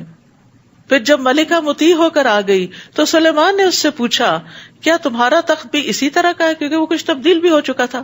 وہ کہنے لگی یہ تو گویا ہو بہو وہی ہے، اور ہمیں اس سے پہلے ہی حقیقت حال معلوم ہو گئی تھی اور ہم فرما بردار ہو گئے، ہم مسلمان ہو گئے. ملکہ کو ایمان لانے سے ان چیزوں نے روک رکھا تھا جنہیں وہ اللہ کے سوا پوچھتی تھی، کیونکہ وہ کافر قوم سے تھی. وہ تھی اچھی لیکن اس کا ماحول نہیں تھا کہ جس سے وہ ہدایت پاتی. اس کے پاس کوئی پیغمبر نہیں آیا تھا تو سلیمان علیہ السلام اس کی ہدایت کا ذریعہ بنے. اس ملکہ سے کہا گیا محل میں چلو. جب اس نے دیکھا تو سمجھی یہ پانی کا ایک حوض ہے. یعنی اب لیٹسٹ ٹیکنالوجی میں ایسے فلورز بنتے ہیں کہ جو شیشے کے ہوتے ہیں اور نیچے سے روشنیاں یا پانی وغیرہ نظر آ رہا ہوتا ہے، لیکن ہزاروں سال پہلے بھی اللہ تعالیٰ نے ان کو یہ ٹیکنالوجی دے رکھی تھی کہ وہ اپنے محل کو اس طرح تعمیر کریں. چنانچہ اپنی پنڈلیوں سے اس نے کپڑا اٹھا لیا. سلیمان علیہ السلام نے کہا یہ تو شیشے کا چکنا فرش ہے. تب وہ بول اٹھی اے میرے رب، میں سورج کی پوجا کر کے اپنے آپ پہ ظلم کرتی رہی ہوں، اور اب میں نے سلیمان کے ساتھ اللہ رب العالمین کی اطاعت قبول کر لی. تو آپ دیکھیے کہ باقی پیغمبروں کے برعکس انہوں نے جہاں دعوت دی وہ دعوت آسانی سے قبول ہو گئی. تو کبھی ایسا بھی ہوتا ہے، ضروری نہیں ہوتا کہ سارے لوگ انکار ہی کرنے والے ہوں. اور ہم نے قوم سمود کی طرف ان کے بھائی صالح کو یہ پیغام دے کر بھیجا کہ اللہ کی عبادت کرو. تو اسی وقت وہ دو فریق مومن اور کافر آپس میں جھگڑنے لگے. صالح نے کہا میری قوم کے لوگوں، تم بھلائی سے پیشتر برائی کو کیوں جلدی طلب کرتے ہو؟ تم اللہ سے بخشش کیوں نہیں طلب کرتے تاکہ تم پہ رحم کیا جائے؟ وہ کہنے لگے ہم تو تمہیں اور تمہارے ساتھیوں کو منحوس سمجھتے ہیں. صالح نے کہا تمہاری نحوست تو اللہ کے پاس ہے، بلکہ حقیقت یہ ہے کہ تم لوگ آزمائش میں پڑے ہوئے ہو، اور اس شہر میں 9 سرغنے تھے جو ملک میں تخریب کاریاں ہی کرتے تھے اور اصلاح کا کوئی کام نہ کرتے تھے.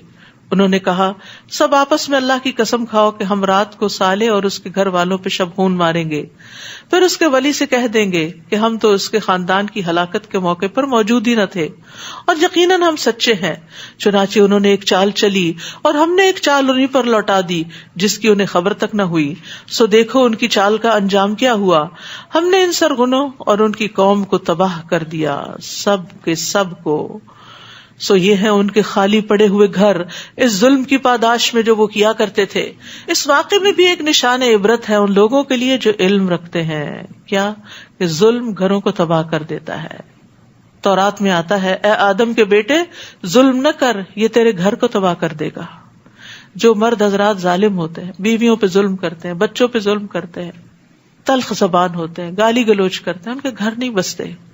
اسی طرح جو عورت بد زبان ہوتی ہے اور سختی کا معاملہ کرنے والی ہوتی ہے، اس کا بھی نباہ نہیں ہوتا.